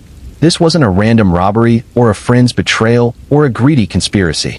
This was premeditated revenge by people who felt they had been wronged, who felt the legal system had failed them, who took matters into their own hands because they saw no other option. The law doesn't recognize that distinction. Murder is murder, regardless of the victim's character. But human beings understand nuance in ways that the law cannot. And for many people, Neil Carter was less of a villain and more of a desperate man pushed beyond his breaking point. The 5th and 6th victims were women, and their stories carry a particular kind of horror that is both universal and desperately personal. They were killed not by strangers or business partners, but by men who claimed to love them, who had been intimate with them, who knew their routines and their vulnerabilities and used that knowledge to destroy them. Clara Whitman was 33 years old, a middle school English teacher in Brookdale, beloved by her students and respected by her colleagues. She had been engaged to a man named Evan Locke for 8 months before she called off the wedding 3 weeks before it was scheduled to happen. The reasons were complicated, but they came down to a simple truth. She had realized, too late but not too late, that Evan's love was really possession, that his attention was really control, that the man she had agreed to marry was not the man she thought he was. Evan did not take the breakup well. He called constantly, showed up at her apartment unannounced, sent flowers and letters and gifts that ranged from romantic to disturbing. Clara tried to be kind at first, tried to let him down gently, but kindness was interpreted as encouragement, and eventually, she had to be blunt. "Leave me alone. It's over. I don't love you. I'm not changing my mind." Evan's response was to escalate. He started following her, showing up at the school where she taught, calling her family and friends to tell them she was making a mistake. Clara got a restraining order, which Evan violated within a week. She reported the violation. Police issued a warning. Evan stayed away for exactly 3 days before showing up at her apartment again. Clara's friends begged her to take the threats seriously, to understand that Evan's behavior wasn't romantic obsession but dangerous instability. Clara heard them, but she didn't quite believe them. Evan had never been physically violent with her. Surely he was just hurt, just struggling to accept that the relationship was over. Surely he would move on eventually. On the evening of October 2nd, Clara left school late after helping students prepare for an upcoming play. She walked to her car in the mostly empty parking lot, a walk she had made hundreds of times without incident. Evan was waiting by her car. They argued. She told him, one final time, to leave her alone. He pulled a knife. She tried to run. She didn't make it far. Clara Whitman died in that parking lot, stabbed 17 times by a man who had claimed to love her more than life itself. Evan didn't run. He stood there, covered in her blood, until school security found them both. He seemed almost catatonic, as if he couldn't quite process what he had done, as if the reality of her death hadn't yet penetrated the fantasy he had constructed in his head. At trial, Evan's defense attorney tried to argue temporary insanity, claimed his client had suffered a psychotic break brought on by the stress of the breakup. The prosecution argued premeditation, pointed to the knife Evan had brought with him, pointed to the pattern of escalating threats, pointed to the 17 stab wounds which suggested not a momentary loss of control, but sustained, deliberate violence. The jury took 2 hours to convict him of first-degree murder. He was sentenced to life without parole. He would die in prison, and nobody outside his immediate family would mourn him. Clara's death sparked a reckoning in Brookdale about how the community handled domestic violence and stalking. Police procedures were reviewed and revised. Training was improved. Resources were allocated for victims of stalking and harassment. None of it brought Clara back, but it might have saved other lives, and sometimes that has to be enough. Clara's students organized a memorial service that hundreds of people attended. They read poems she had taught them, shared stories about her kindness and her patience, and the way she made them feel seen and heard. They planted a tree in the schoolyard with a plaque that read, "In memory of Ms. Whitman, who taught us to find our voices." The tree is still there, 20 years later, a living reminder that some deaths echo forward in time, changing things in ways that the victim never knew about. But Clara's family never recovered. Her parents aged a decade and a year. Her sister developed severe anxiety and depression that would plague her for the rest of her life. Her friends carried guilt that maybe they should have done more, should have insisted harder, should have found a way to make Clara understand the danger she was in. That guilt was irrational, of course.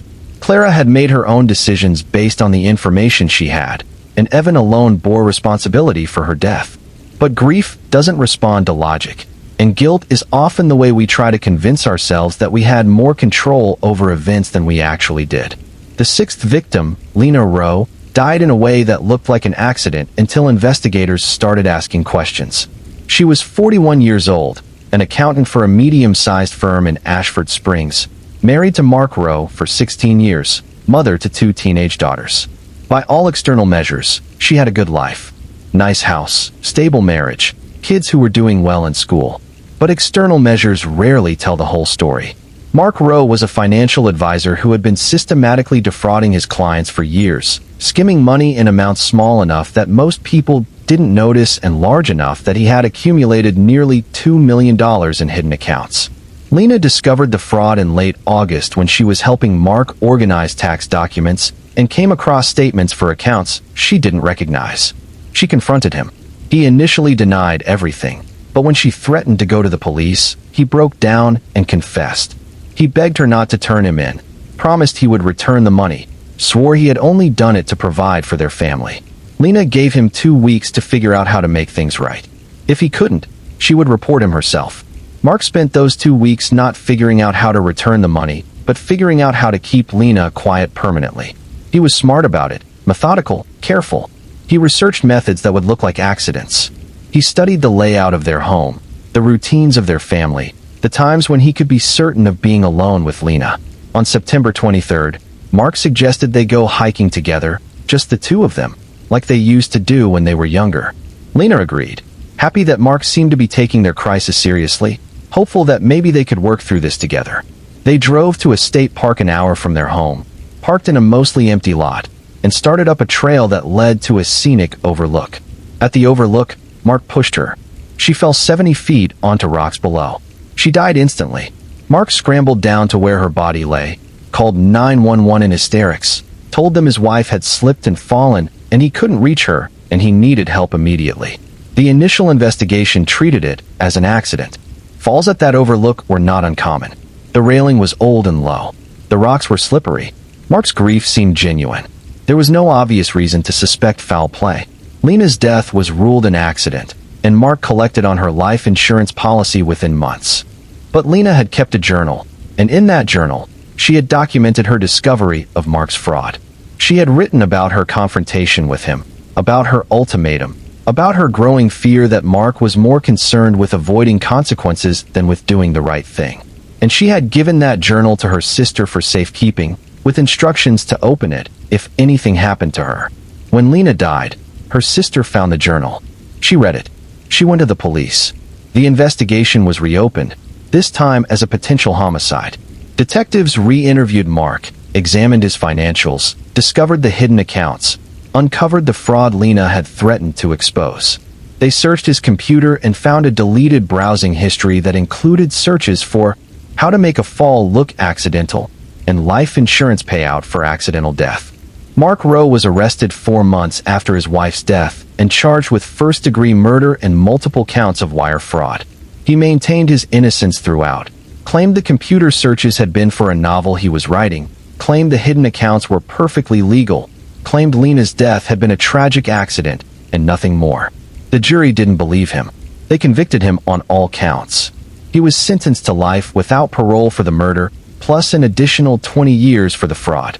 His daughters, who had been 16 and 14 when their mother died, testified at sentencing about the man who had murdered their mother and then let them comfort him, let them believe he was grieving, let them plan a funeral for a woman he had killed.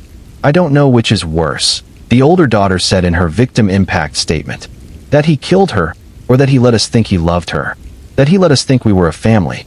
That he stood at her funeral and cried and accepted condolences, and all the while he knew exactly what he had done. Mark showed no emotion during her testimony. He showed no emotion during sentencing. He showed no emotion when he was led away to begin serving a life sentence. If he felt remorse, or guilt, or anything resembling human emotion, he never showed it to anyone who mattered. Lena's daughters went to live with their aunt, the sister who had found the journal. They changed their last name, legally severing themselves from any connection to Mark Rowe. They both struggled academically and emotionally, both spent years in therapy, both carried the particular trauma of knowing that one of your parents murdered the other and then lied about it to your face. The older daughter would later say in an interview that the worst part wasn't the murder itself, but the performance that came after. My mother died on a Sunday, she said. My father came home alone, covered in dirt and tears, and told us there had been an accident. We held him while he cried. We told him it would be okay. We made him tea. We were so worried about him, about how he would cope without her. And the whole time, he had killed her. He had pushed her off a cliff and then came home and let us comfort him. How do you process that? How do you ever trust anyone again? The answer, of course, is that you don't, not really. Trust is rebuilt slowly and imperfectly, if it's rebuilt at all. Both girls struggled with relationships throughout their 20s, unable to believe that anyone could be who they claimed to be, unable to accept love without waiting for the betrayal that seemed inevitable. Lena Rose's murder was different from Clara Whitman's in method, but similar in the fundamental truth that intimate relationships can be the most dangerous ones, that the people who know you best are often the ones most capable of destroying you. Both women died because they threatened men who felt entitled to control them, men who preferred murder to accountability, men who saw their partners not as people, but as problems to be solved. The seventh victim was a man named Victor Langford, and his story illustrates how quickly desperation can override morality, how easily circumstances can transform ordinary people into killers.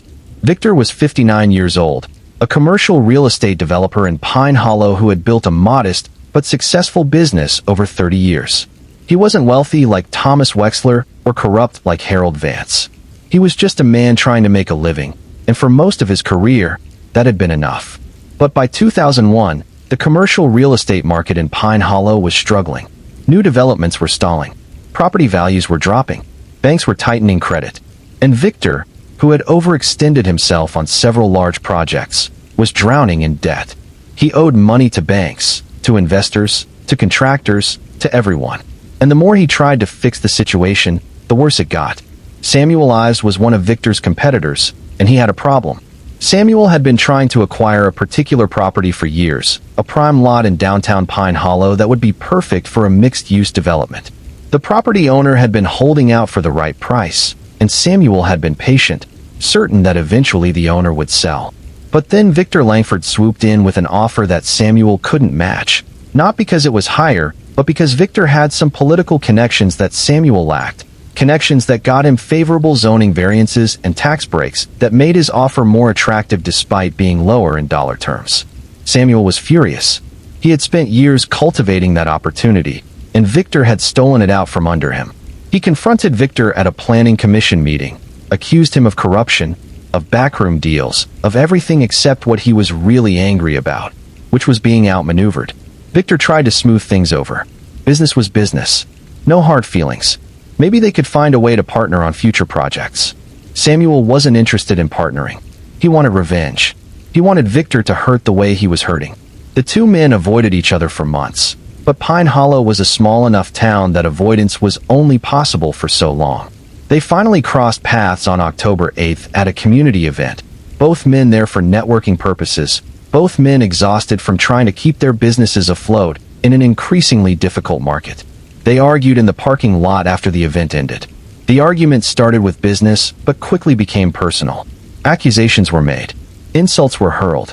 Victor said something about Samuel being a failure who blamed others for his own incompetence.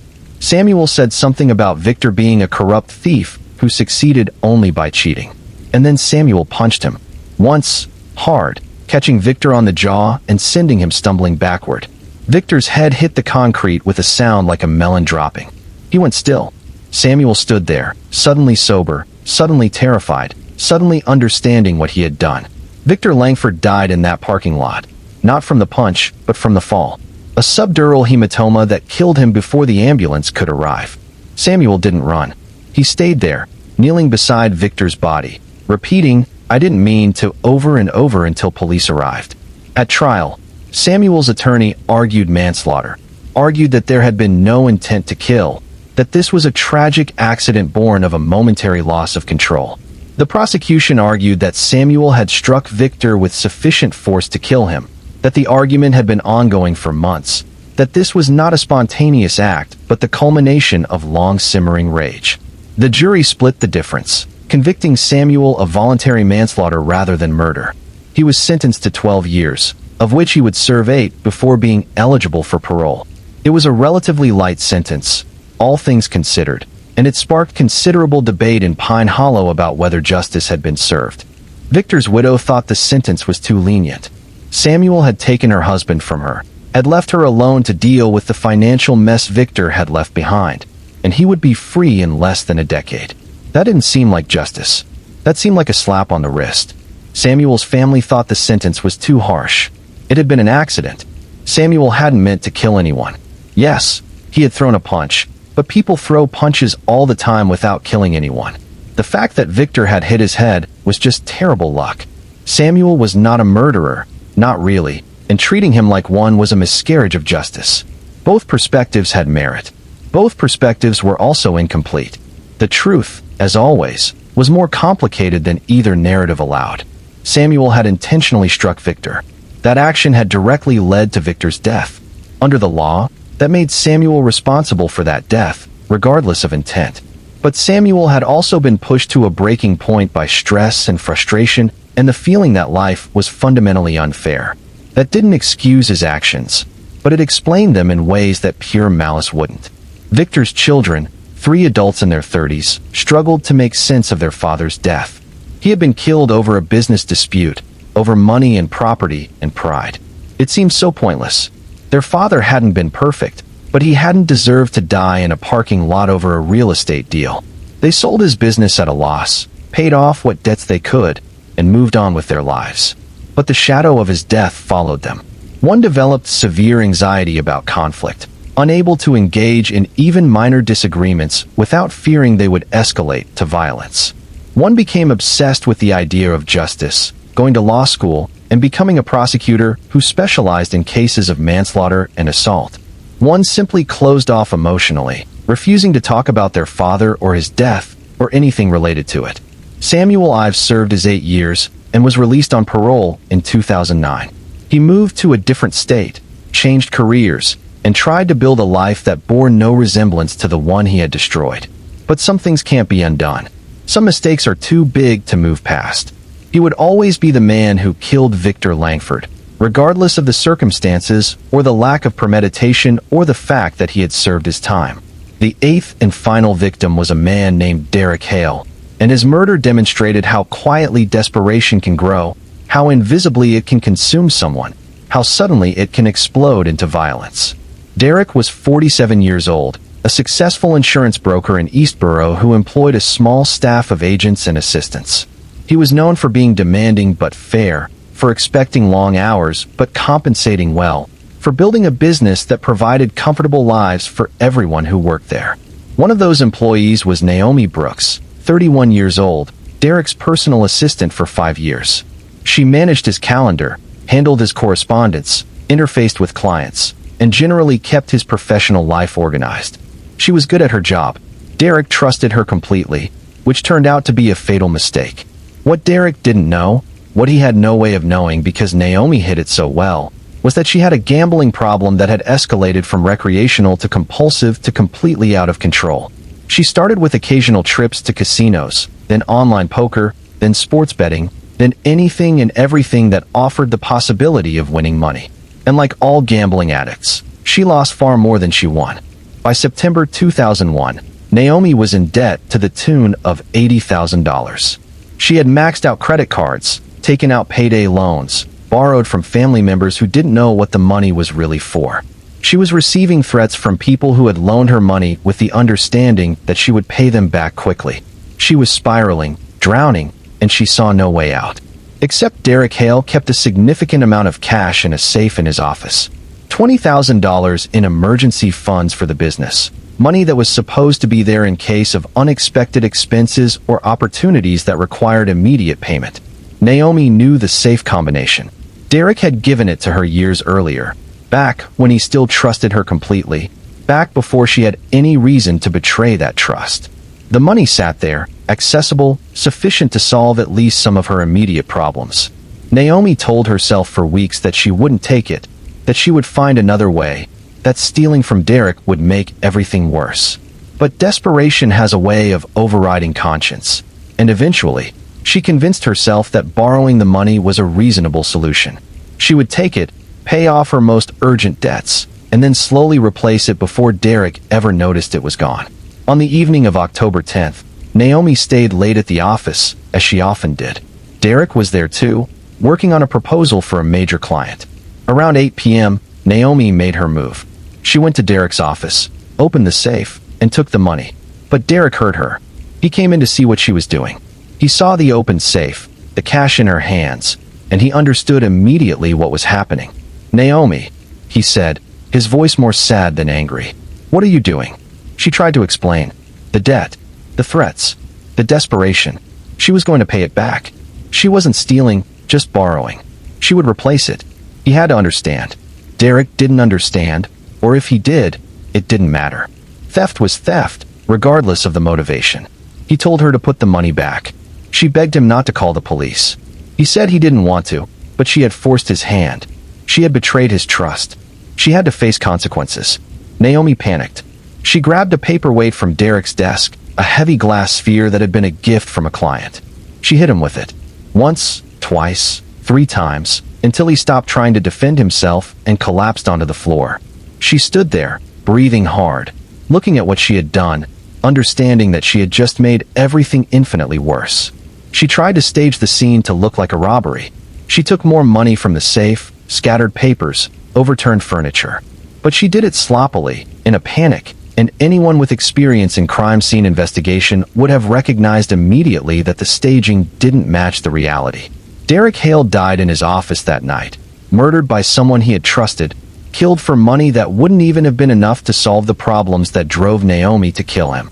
It was perhaps the most pointless murder of all the cases in this story, the one where the gap between what was gained and what was lost was most absurdly disproportionate. Naomi called 911 herself, hysterical, claiming she had just arrived at the office and found Derek dead. But her story fell apart under even minimal scrutiny. Security footage showed she had been in the building all evening. Forensic evidence put her in Derek's office at the time of the murder. Her fingerprints were on the paperweight used to kill him. The staged robbery was so obviously staged that investigators barely wasted time considering it as a possibility. She confessed within hours, just as Luis Calderon had, not out of remorse, but out of the understanding that denial was pointless in the face of overwhelming evidence. She told detectives everything. The gambling, the debt, the plan to borrow the money, the confrontation, the panic, the murder. She cried throughout her confession, but whether those tears were for Derek or for herself was unclear. At trial, Naomi's defense attorney tried to argue that she had been suffering from a psychological disorder, that the stress of her gambling addiction had impaired her judgment, that she deserved treatment rather than punishment.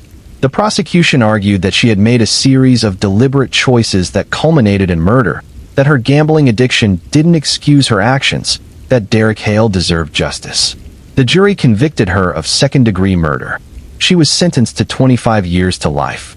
She would be eligible for parole in 2026, at which point she would be 56 years old. Whether she would be granted parole remained to be seen. Derek's wife sold the business and used the proceeds to establish a foundation that provided support services for gambling addicts. It was her way of making sense of senseless tragedy, of trying to ensure that Derek's death might prevent other deaths, other ruined lives, other moments of desperate violence born of unaddressed addiction. Derek's clients struggled to understand how the man who had managed their insurance portfolios could have been murdered by his own assistant over $20,000. It seemed impossible. Derek had been successful, well-liked, the kind of person who made everyone around him feel competent and valued. How could someone who worked closely with him, who benefited from his trust and generosity, have killed him? The answer, of course, was that addiction doesn't care about gratitude or loyalty or any of the normal bonds that hold civilization together. Addiction is a fire that consumes everything in its path, relationships and morality, and the ability to distinguish between solutions and disasters. Naomi Brooks had been a good person once, probably. She had been a competent employee, a trusted assistant, someone Derek relied on. But addiction had transformed her into something else, something desperate and dangerous and ultimately deadly. Her case sparked conversations about workplace dynamics and the pressure people feel to hide their problems from their employers. If Naomi had felt comfortable asking Derek for help, if she had admitted her gambling problem before it spiraled out of control, would he have helped her? Almost certainly. Would she still be free? Yes. Would Derek still be alive? Yes. But she didn't ask, and he didn't know. And the gap between the help that might have been offered and the help that was never requested became the space where tragedy flourished. These 8 murders, different in detail but similar in their fundamental tragedy, shared a common thread beyond the timing. They were all preventable, not in the sense that the victims could have done anything differently, but in the sense that small interventions at crucial moments might have changed everything. If police had been able to respond more quickly to Ethan Cole's murder scene, might they have caught his killers before they disappeared? If Rafael Moreno had gone to police about Luis Calderon's threats, might he still be alive?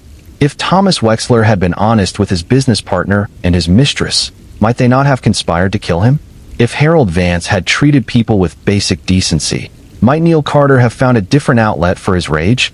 If someone had taken Clara Whitman's fears about Evan Locke seriously, might she have survived? If Lena Rowe had reported her husband's fraud immediately rather than giving him time to plan her murder, might she be alive? If Victor Langford and Samuel Ives had found a way to resolve their business dispute without violence, might both men have continued their lives? If Naomi Brooks had sought help for her gambling addiction, might Derek Hale still be alive? The answer to all these questions is maybe. Maybe things could have been different. But maybe is the cruelest word in any language, because it lives in the space between what was and what might have been, between the actual and the possible, between the lives people lived and the lives they might have lived if just one thing had been different. The families of these victims lived in that space, in that maybe, for months and years and decades after the murders. Maybe if we had done this. Maybe if we had said that. Maybe if we had noticed sooner, acted faster, pushed harder. The guilt was irrational, of course. None of them had been responsible for these deaths. But grief has a way of transforming observation into obligation, of making us feel that we should have prevented things we had no power to prevent. Marla Cole spent years wondering if she should have insisted that Ethan find a different job, something safer, something that didn't require him to be in the industrial district before dawn. Would that have saved him? Maybe. Maybe he would have been murdered somewhere else instead. There's no way to know. Isabella Moreno wondered if she should have convinced Rafael to move away from Southbridge entirely, to cut all ties with his past, to never look back. Would that have saved him? Maybe. Maybe Luis would have hunted him down anyway. Maybe you can never really escape where you come from. Thomas Wexler's children wondered if they should have confronted their father about his affairs and his business practices, if they should have forced him to be honest about who he really was. Would that have saved him? Maybe. Maybe he would have been murdered by someone else for different reasons. Maybe his fundamental character made his violent death inevitable. Harold Vance's widow wondered if she should have left him years earlier, if her departure might have shocked him into becoming a better person. Would that have saved him? Maybe. Maybe he would have gotten worse without her as a moderating influence. Maybe some people are just beyond saving. Clara Whitman's friends wondered if they should have physically prevented her from going to her car that night, if they should have insisted on walking her to it, if they should have done something more than just express concern. Would that have saved her? Maybe. Maybe Evan would have just waited for a different opportunity. Maybe determined killers always find a way. Lena Rowe's sister wondered if she should have convinced Lena to leave Mark immediately, if she should have hidden her somewhere Mark couldn't find her. Would that have saved her? Maybe. Maybe Mark would have tracked her down. Maybe there's no escape from someone who has decided you need to die. Victor Langford's children wondered if they should have intervened in his business struggles, if they should have helped him avoid the desperation that made every conflict feel like a life-or-death situation. Would that have saved him? Maybe. Maybe he would have found a different reason to argue with Samuel. Maybe the parking lot confrontation was inevitable. Derek Hale's wife wondered if she should have noticed Naomi's gambling problem, if she should have said something to Derek about warning signs that maybe weren't as invisible as Naomi thought they were. Would that have saved him? Maybe. Maybe Naomi would have found a different way to get money. Maybe desperation always finds an outlet. These families carried their maybes like stones, heavy and sharp, wearing grooves into their daily lives. They carried them to work, to bed, to family gatherings where they tried and failed to be present in conversations that felt trivial compared to the enormous absence at the center of their lives. They carried them through therapy sessions and support groups, and quiet moments alone when the weight of what had been lost became briefly, unbearably clear. But the truth that nobody wanted to say out loud, the truth that felt too cruel to acknowledge, was that these maybes were lies. Not intentional lies, but lies nonetheless. The past was fixed. The murders had happened. The victims were dead. No amount of hypothetical intervention could change that. The maybes were just a way of trying to exert control over a past that had been fundamentally uncontrollable, a way of believing that if they had just been smarter or faster or more observant, they could have prevented the unpreventably. Grief counselors tried to explain this. Trauma therapists tried to work through it. Well-meaning friends tried to reassure them that they had done nothing wrong.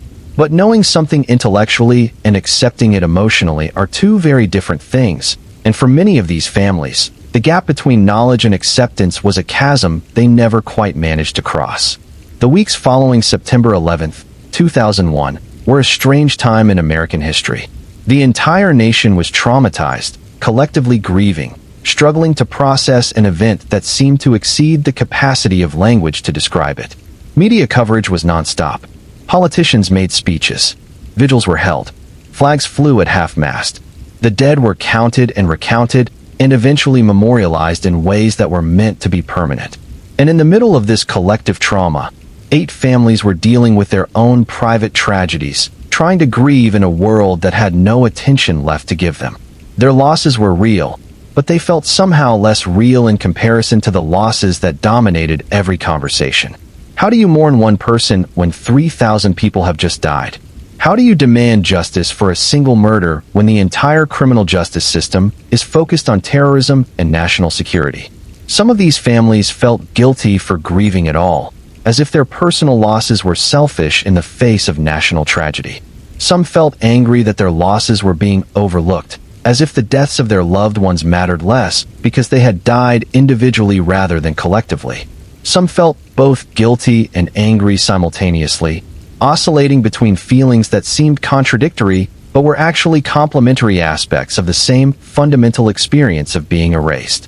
Marla Cole said in an interview years later that the hardest part of the weeks after Ethan's death was the silence. Everyone was grieving, she said. Everyone had lost something. But I had lost everything, and nobody seemed to notice. People would say these are terrible times, and we're all suffering, and I wanted to scream at them that no, we're not all suffering equally. My husband was murdered and nobody cares because it didn't happen in New York or Washington. She felt terrible for thinking these things, she said. She understood that other people's grief was real and valid. But understanding didn't make her own grief hurt less, and it didn't make the institutional neglect of her husband's case any more forgivable. The fact that police were overwhelmed didn't bring Ethan back. The fact that resources were stretched thin didn't make his murder less important. The fact that the world was focused elsewhere didn't mean she could focus elsewhere too. Isabella Moreno expressed similar sentiments. Rafael's murder was solved relatively quickly, but the trial didn't happen until 2003, nearly 2 years after his death, because the court system was backlogged with terrorism-related cases that took priority. I understand why those cases were important, she said. I really do. But my husband was murdered. The man who killed him confessed. And we still had to wait 2 years for a trial. 2 years of living in limbo, of not being able to move forward, of watching Luis Calderon sit in jail while we were told over and over that we just had to be patient, that our turn would come eventually. The families of Thomas Wexler and Harold Vance had different but related complaints. Their loved ones' murders were solved and prosecuted, but the media coverage was minimal to non-existent.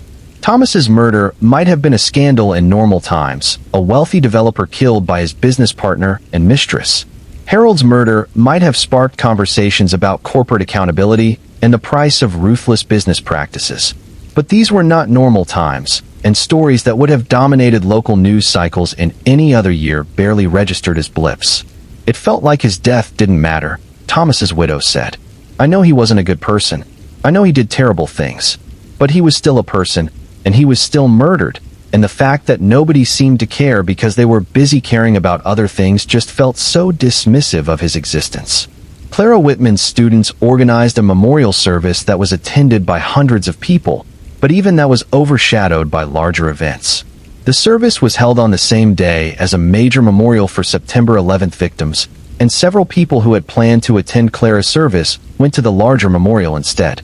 This wasn't malicious, just a reflection of where collective attention was focused, but it hurt nonetheless. Clara deserved better, one of her friends said. She deserved to be mourned fully, not as an afterthought. She deserved to have people show up for her, not feel like they had to choose between her service and something else. But that's what happened. We had to compete with national mourning for local attention, and we lost. Lena Rose's daughters struggled with the opposite problem.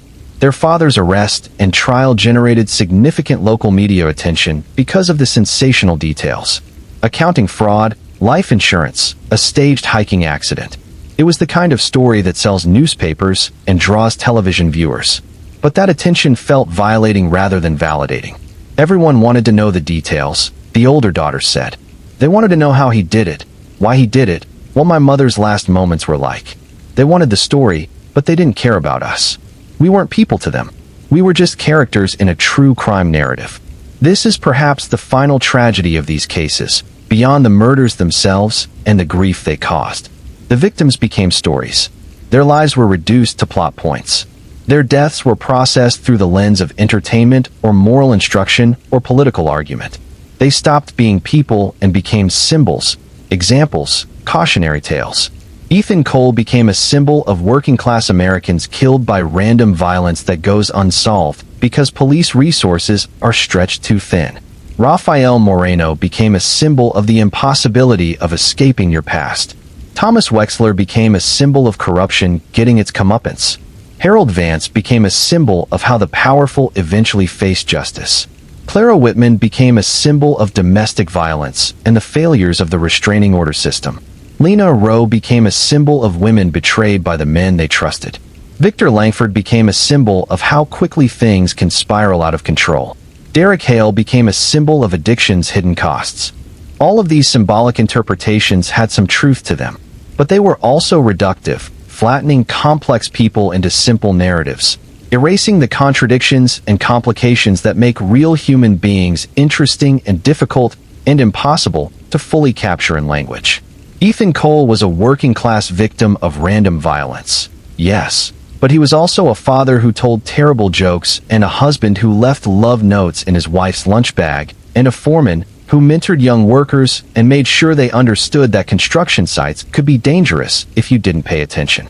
Rafael Moreno was trying to escape his past, yes, but he was also deeply connected to his community, still living in Southbridge when he could have afforded to leave, still employing people from his neighborhood who might not have gotten jobs elsewhere, still serving as proof that success was possible even if you started with nothing. Thomas Wexler was corrupt, yes, but he had also been generous in certain ways, had paid for his employees' children to go to college, had donated to charities, had been a complicated person capable of both cruelty and kindness rather than a simple villain.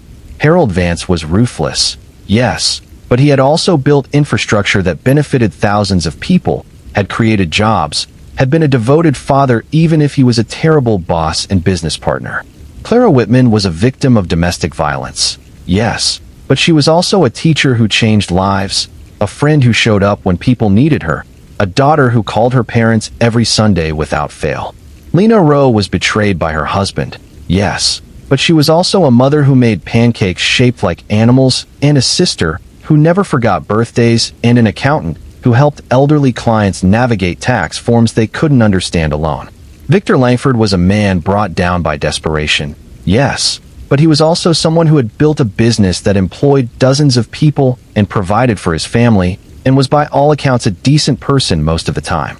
Derek Hale was killed by an employee with a gambling addiction, yes, but he was also a husband who took his wife on anniversary trips, and a boss who remembered everyone's birthday, and an uncle who showed up at every single one of his nieces' and nephews' sporting events. These complexities, these contradictions, these fuller portraits of who these people actually were get lost when we turn real lives into stories. And the families of the victims felt this loss acutely, felt like the people they loved were being stolen from them a second time, replaced by simplified versions that fit more neatly into narratives, but bore less resemblance to reality.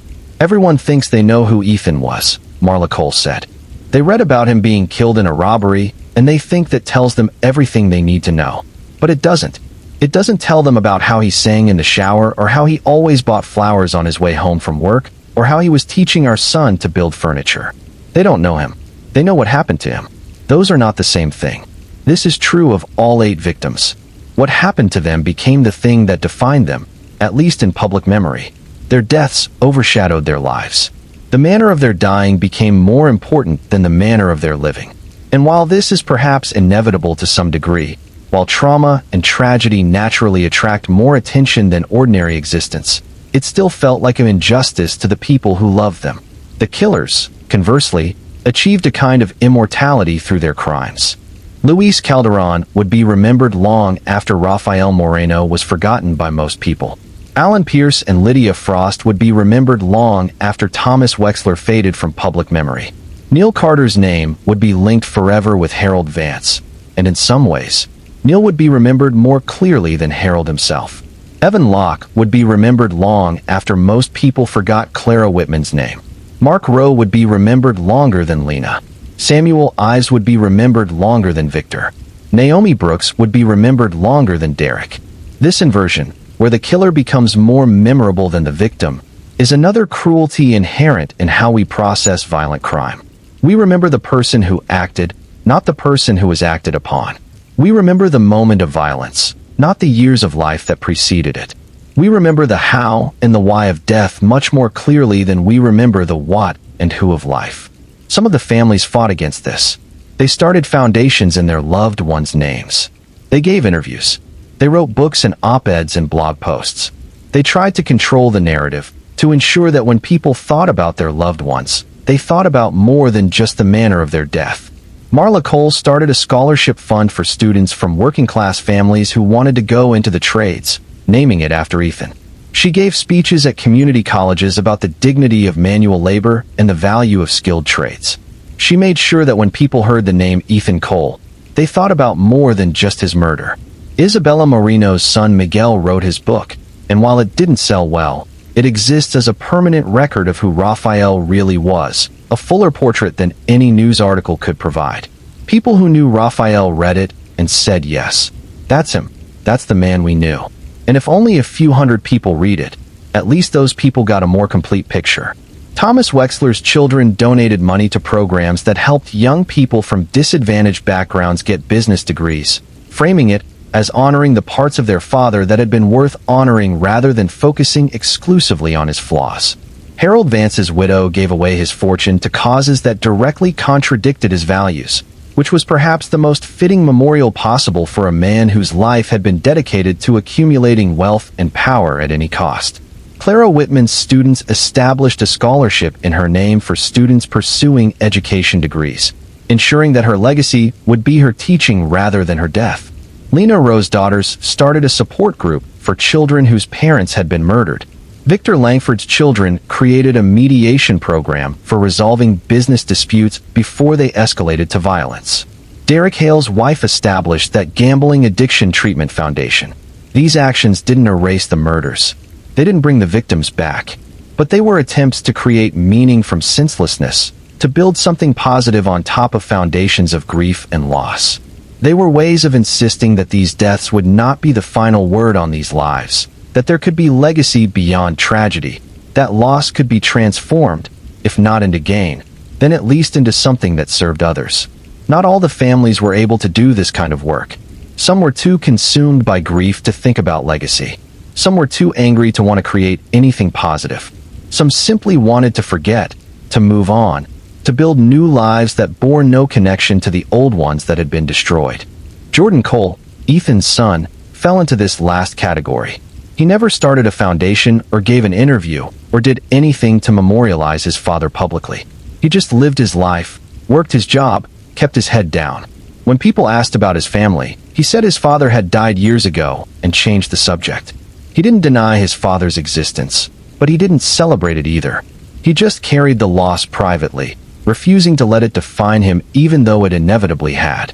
Rafael's daughter, who had changed her name and moved to California, similarly refused to engage with her father's legacy. She didn't contribute to her brother's book. She didn't attend memorial services. She didn't want to be Rafael Moreno's daughter, with all the weight and meaning that identity carried. She just wanted to be herself, whoever that was separate from her father's story. Harold Vance's children refused to engage with their father's memory at all, neither celebrating nor condemning him, just acknowledging that he had existed and then moving on. They declined interviews, refused to comment on their mother's charitable giving, asked to be left alone. They had spent their entire lives as Harold Vance's children, and now that he was dead, they just wanted to be people with no particular connection to anyone famous or infamous. These choices were valid too. Not everyone needs to build memorials, or start foundations, or engage in public commemoration. Sometimes healing looks like walking away, like refusing to let the past define the present, like insisting on privacy in a world that wants to turn every tragedy into a public spectacle. The killers, meanwhile, served their sentences in various states of remorse, defiance, or indifference. Luis Calderon claimed remorse in prison interviews, but always framed his remorse in ways that centered his own suffering rather than Rafael's death. He was sorry for himself, sorry for the life he had wasted, sorry that things had turned out so badly for him. Whether he was genuinely sorry for killing Rafael remained unclear. Alan Pierce and Lydia Frost both maintained their innocence for years, each claiming to have been manipulated by the other, each insisting that they were victims too, in their own way. This narrative found some sympathy among people who wanted to believe that murderers were always obviously monstrous, that normal-seeming people couldn't possibly commit such acts without being fundamentally coerced or deceived. The truth, of course, was that both Alan and Lydia had made deliberate choices, that they were both responsible regardless of who had come up with the plan first. Neil Carter never expressed remorse for killing Harold Vance, maintaining throughout his incarceration that Harold had deserved what happened to him, that justice had been served even if the legal system disagreed. He became something of a folk hero to a small subset of people who saw him as a working-class warrior who had stood up to a corrupt boss. This narrative bothered Harold's family immensely, but they had no power to control it. Neil's story was being written by people who had never known Harold, who had only heard about his worst actions, who had no interest in the complexity of his character or the impact of his death on people who had loved him. Paul Grimm maintained his innocence until the day he died in prison in 2015. He insisted he had been framed, that Neil Carter had lied about his involvement, that the evidence against him had been circumstantial at best. Whether he genuinely believed this, or whether he was simply committed to the lie remained unclear. Evan Locke showed genuine remorse, or at least what looked like genuine remorse. He wrote letters to Clara's family apologizing for what he had done. He participated in prison programs focused on domestic violence and emotional regulation. He gave interviews in which he talked about his actions with what seemed like real horror and incomprehension. "I don't understand how I became that person," he said in one interview. "I look back at what I did and I don't recognize myself. I destroyed everything I claimed to love, and for what? Because I couldn't handle rejection? Because I thought if I couldn't have her, nobody could? It's insane. It's evil. And I have to live with it every day." Whether this remorse was genuine or performative was debatable. Clara's friends were divided. Some thought Evan had genuinely changed, that prison and therapy had helped him understand the enormity of what he had done. Others thought he was just saying what he needed to say to maintain a positive image, to make parole hearings go well, to elicit sympathy from people who wanted to believe in redemption. Mark Rose showed no remorse whatsoever. He maintained his innocence despite overwhelming evidence of his guilt. He claimed Lena really had fallen accidentally, that the journal she kept was full of misunderstandings and paranoid delusions, that he was the real victim of a rush to judgment. This narrative convinced no one who examined the evidence, but Mark seemed to genuinely believe it, or at least to have convinced himself to believe it. He would die in prison still insisting he had been wrongly convicted, still claiming his innocence, still refusing to acknowledge what he had done. Samuel Ives expressed remorse that seemed genuine but limited. He was sorry Victor had died. He hadn't meant to kill him. It had been a terrible accident born of a momentary loss of control. But he wasn't sorry for the anger that had driven him to throw that punch. He still felt that Victor had wronged him, that his fury had been justified even if his violence hadn't been. This partial remorse satisfied no one. Victor's family wanted complete acknowledgement of wrongdoing. Samuel's supporters thought he was being too hard on himself for what had been a genuine accident.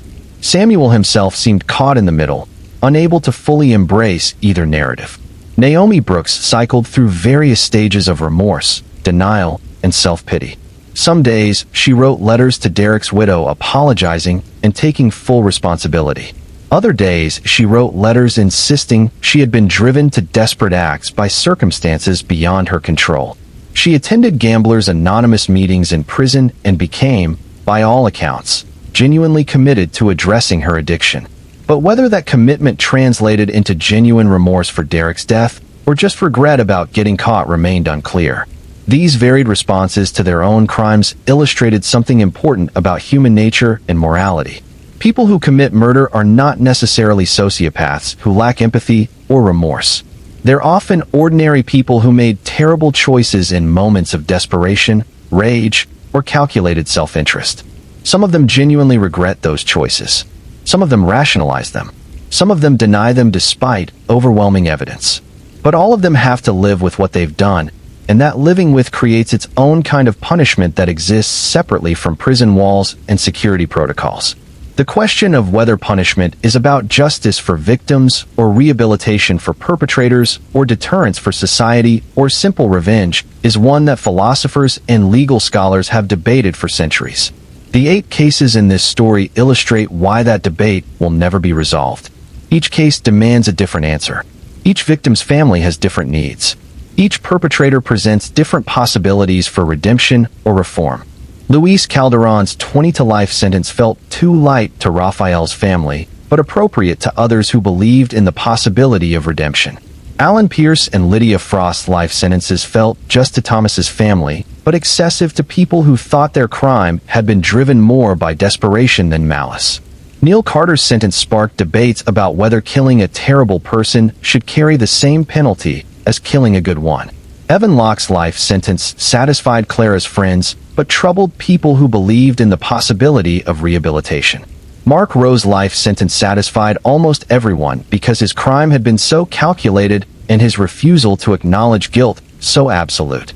Samuel Ives's manslaughter conviction and relatively light sentence troubled Victor's family, but seemed appropriate to people who distinguished between intentional murder and accidental killing. Naomi Brooks's sentence fell somewhere in the middle, harsh enough to acknowledge the severity of her crime, but flexible enough to allow for the possibility of eventual freedom. No sentence could ever be exactly right, because the crime itself created an imbalance that could never be perfectly corrected. 8 people were dead. 8 families were shattered. 8 futures were erased. No amount of prison time could restore what had been lost, could bring the victims back, could undo the moment of violence that had severed everything into before and after. But the legal system had to do something. It couldn't just throw up its hands and acknowledge the impossibility of perfect justice. So it did what it could, which was to remove the killers from society, to punish them in ways that were meant to be proportional to their crimes, and to give the victims' families at least some sense that their loss had been acknowledged and addressed. For some families, this was enough, or at least enough to allow them to move forward. For others, it would never be enough, could never be enough, because nothing short of reversing time and preventing the murders entirely would truly satisfy the hunger for justice that grief creates. The years passed. The killers aged in prison, their lives reduced to routines and regulations, and the slow accumulation of days that all looked basically the same. The families aged outside prison, building new lives on foundations that would always be cracked by loss, but that could still support something resembling normalcy if they were careful about how much weight they put on certain parts. Marla Cole eventually started dating again, 15 years after Ethan's death. She felt guilty about it at first, as if moving on romantically was somehow betraying Ethan's memory. But her therapist helped her understand that healing didn't mean forgetting, that building a new life didn't diminish the old one, that she deserved happiness even though happiness had been stolen from her once before. Jordan eventually reconciled with his mother, though their relationship never quite returned to what it had been before Ethan's death. Some fractures heal but leave visible scars. Some distances close but never completely disappear. They spoke regularly, saw each other on holidays, maintained the kind of functional but slightly distant relationship that many adult children have with their parents. It wasn't ideal, but it was better than the years of silence and resentment. Isabella Moreno never remarried. She said in an interview that she had loved Rafael too much to try to replace him, that she would rather be alone with her memories than partnered with someone who could never measure up. This decision troubled her children, who worried about her being lonely, but Isabella insisted she was fine. She had friends. She had her work. She had a life that was meaningful even if it wasn't the life she had planned.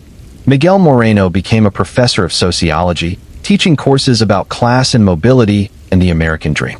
His book about Rafael became required reading in some of his classes, and he would sometimes see students in office hours who wanted to talk about how the book had affected them, how it had made them think differently about their own families and histories.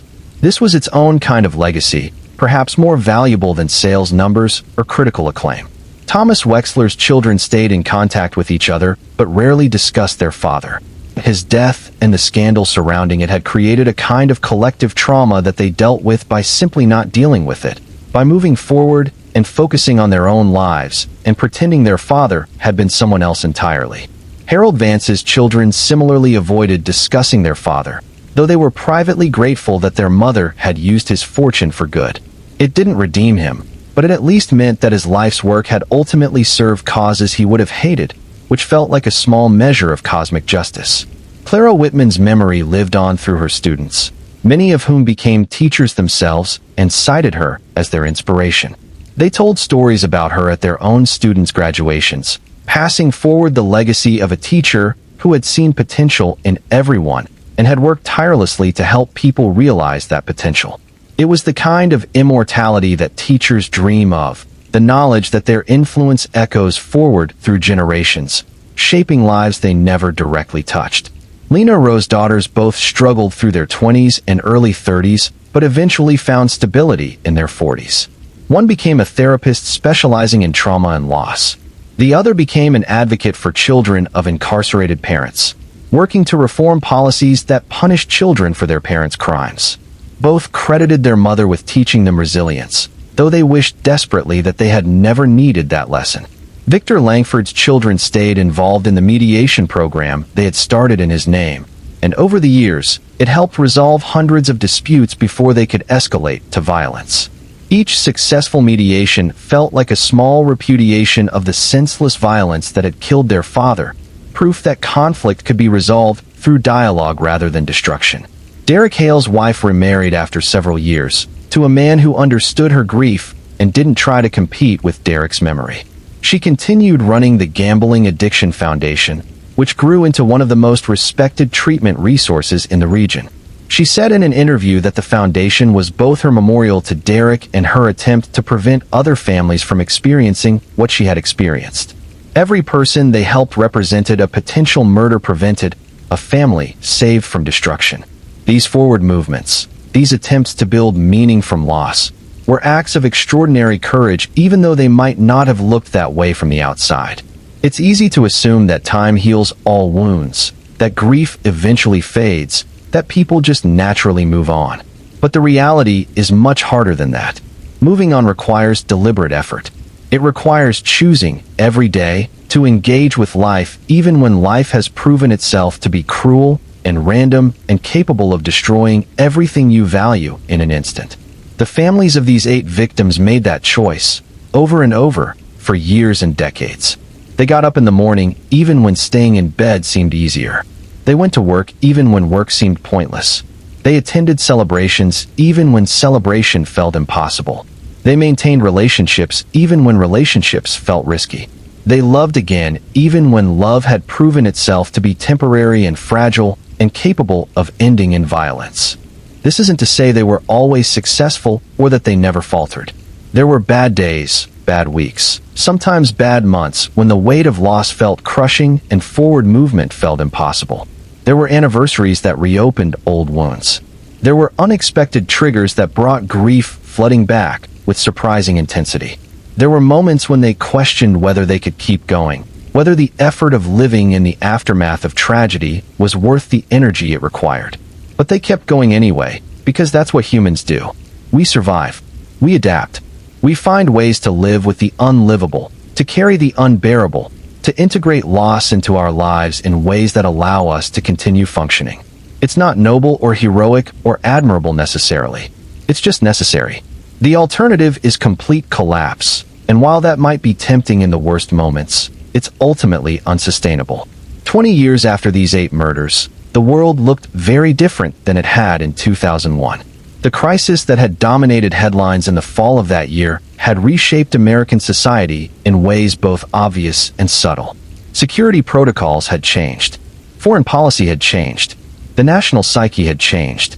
The collective trauma of September 11th had faded somewhat, but had left permanent scars, just like individual traumas do. And in the midst of all these large-scale changes, 8 families continued carrying their individual losses, still grieving, still remembering, still trying to make sense of deaths that would never entirely make sense. They had built lives that functioned. They had found ways to be happy, or at least content, at least some of the time. But the losses were still there, would always be there, permanent absences that shaped everything even when they weren't actively thinking about them. Marla Cole would sometimes find herself reaching for the phone to call Ethan before remembering he was gone. Isabella Moreno would sometimes set the table for 3 instead of 2. Raphael's place laid out by muscle memory before her conscious mind caught up. Thomas Wexler's children would sometimes start a sentence with "Dad always said" before trailing off awkwardly. Harold Vance's widow would sometimes dream about him and wake up confused about whether he was alive or dead. Clara Whitman's friends would sometimes see a student who reminded them of her and feel a fresh stab of loss. Lena Rose's daughters would sometimes want to call their mother for advice before remembering she wasn't there. Victor Langford's children would sometimes drive past his old office and feel surprised to see someone else's name on the door. Derek Hale's wife would sometimes cook his favorite meal before realizing there was no one to serve it to. These small moments of forgetting and remembering were perhaps the cruelest aspect of long-term grief. The mind adapts to loss, incorporates it, moves forward. But the heart keeps reaching for what's missing, keeps expecting the dead to reappear, keeps hoping that maybe this was all a terrible dream, and any moment now things will go back to normal. They never do, of course. Dead is dead. Murder is murder. The past is fixed and unchangeable. But the human capacity for hope persists even in the face of absolute certainty that hope is irrational. We hope anyway. We reach anyway. We expect anyway. And then we remember, and the loss becomes fresh again. And we have to relearn what we already knew. That the person we loved is gone and isn't coming back. If you're still listening at this point, thank you for staying with these stories. I know they're difficult. I know they're sad. I know that true crime can sometimes feel exploitative, turning real suffering into entertainment. But I hope these stories have honored the victims rather than exploiting them, have focused on the humans rather than just the horrific acts that ended their lives.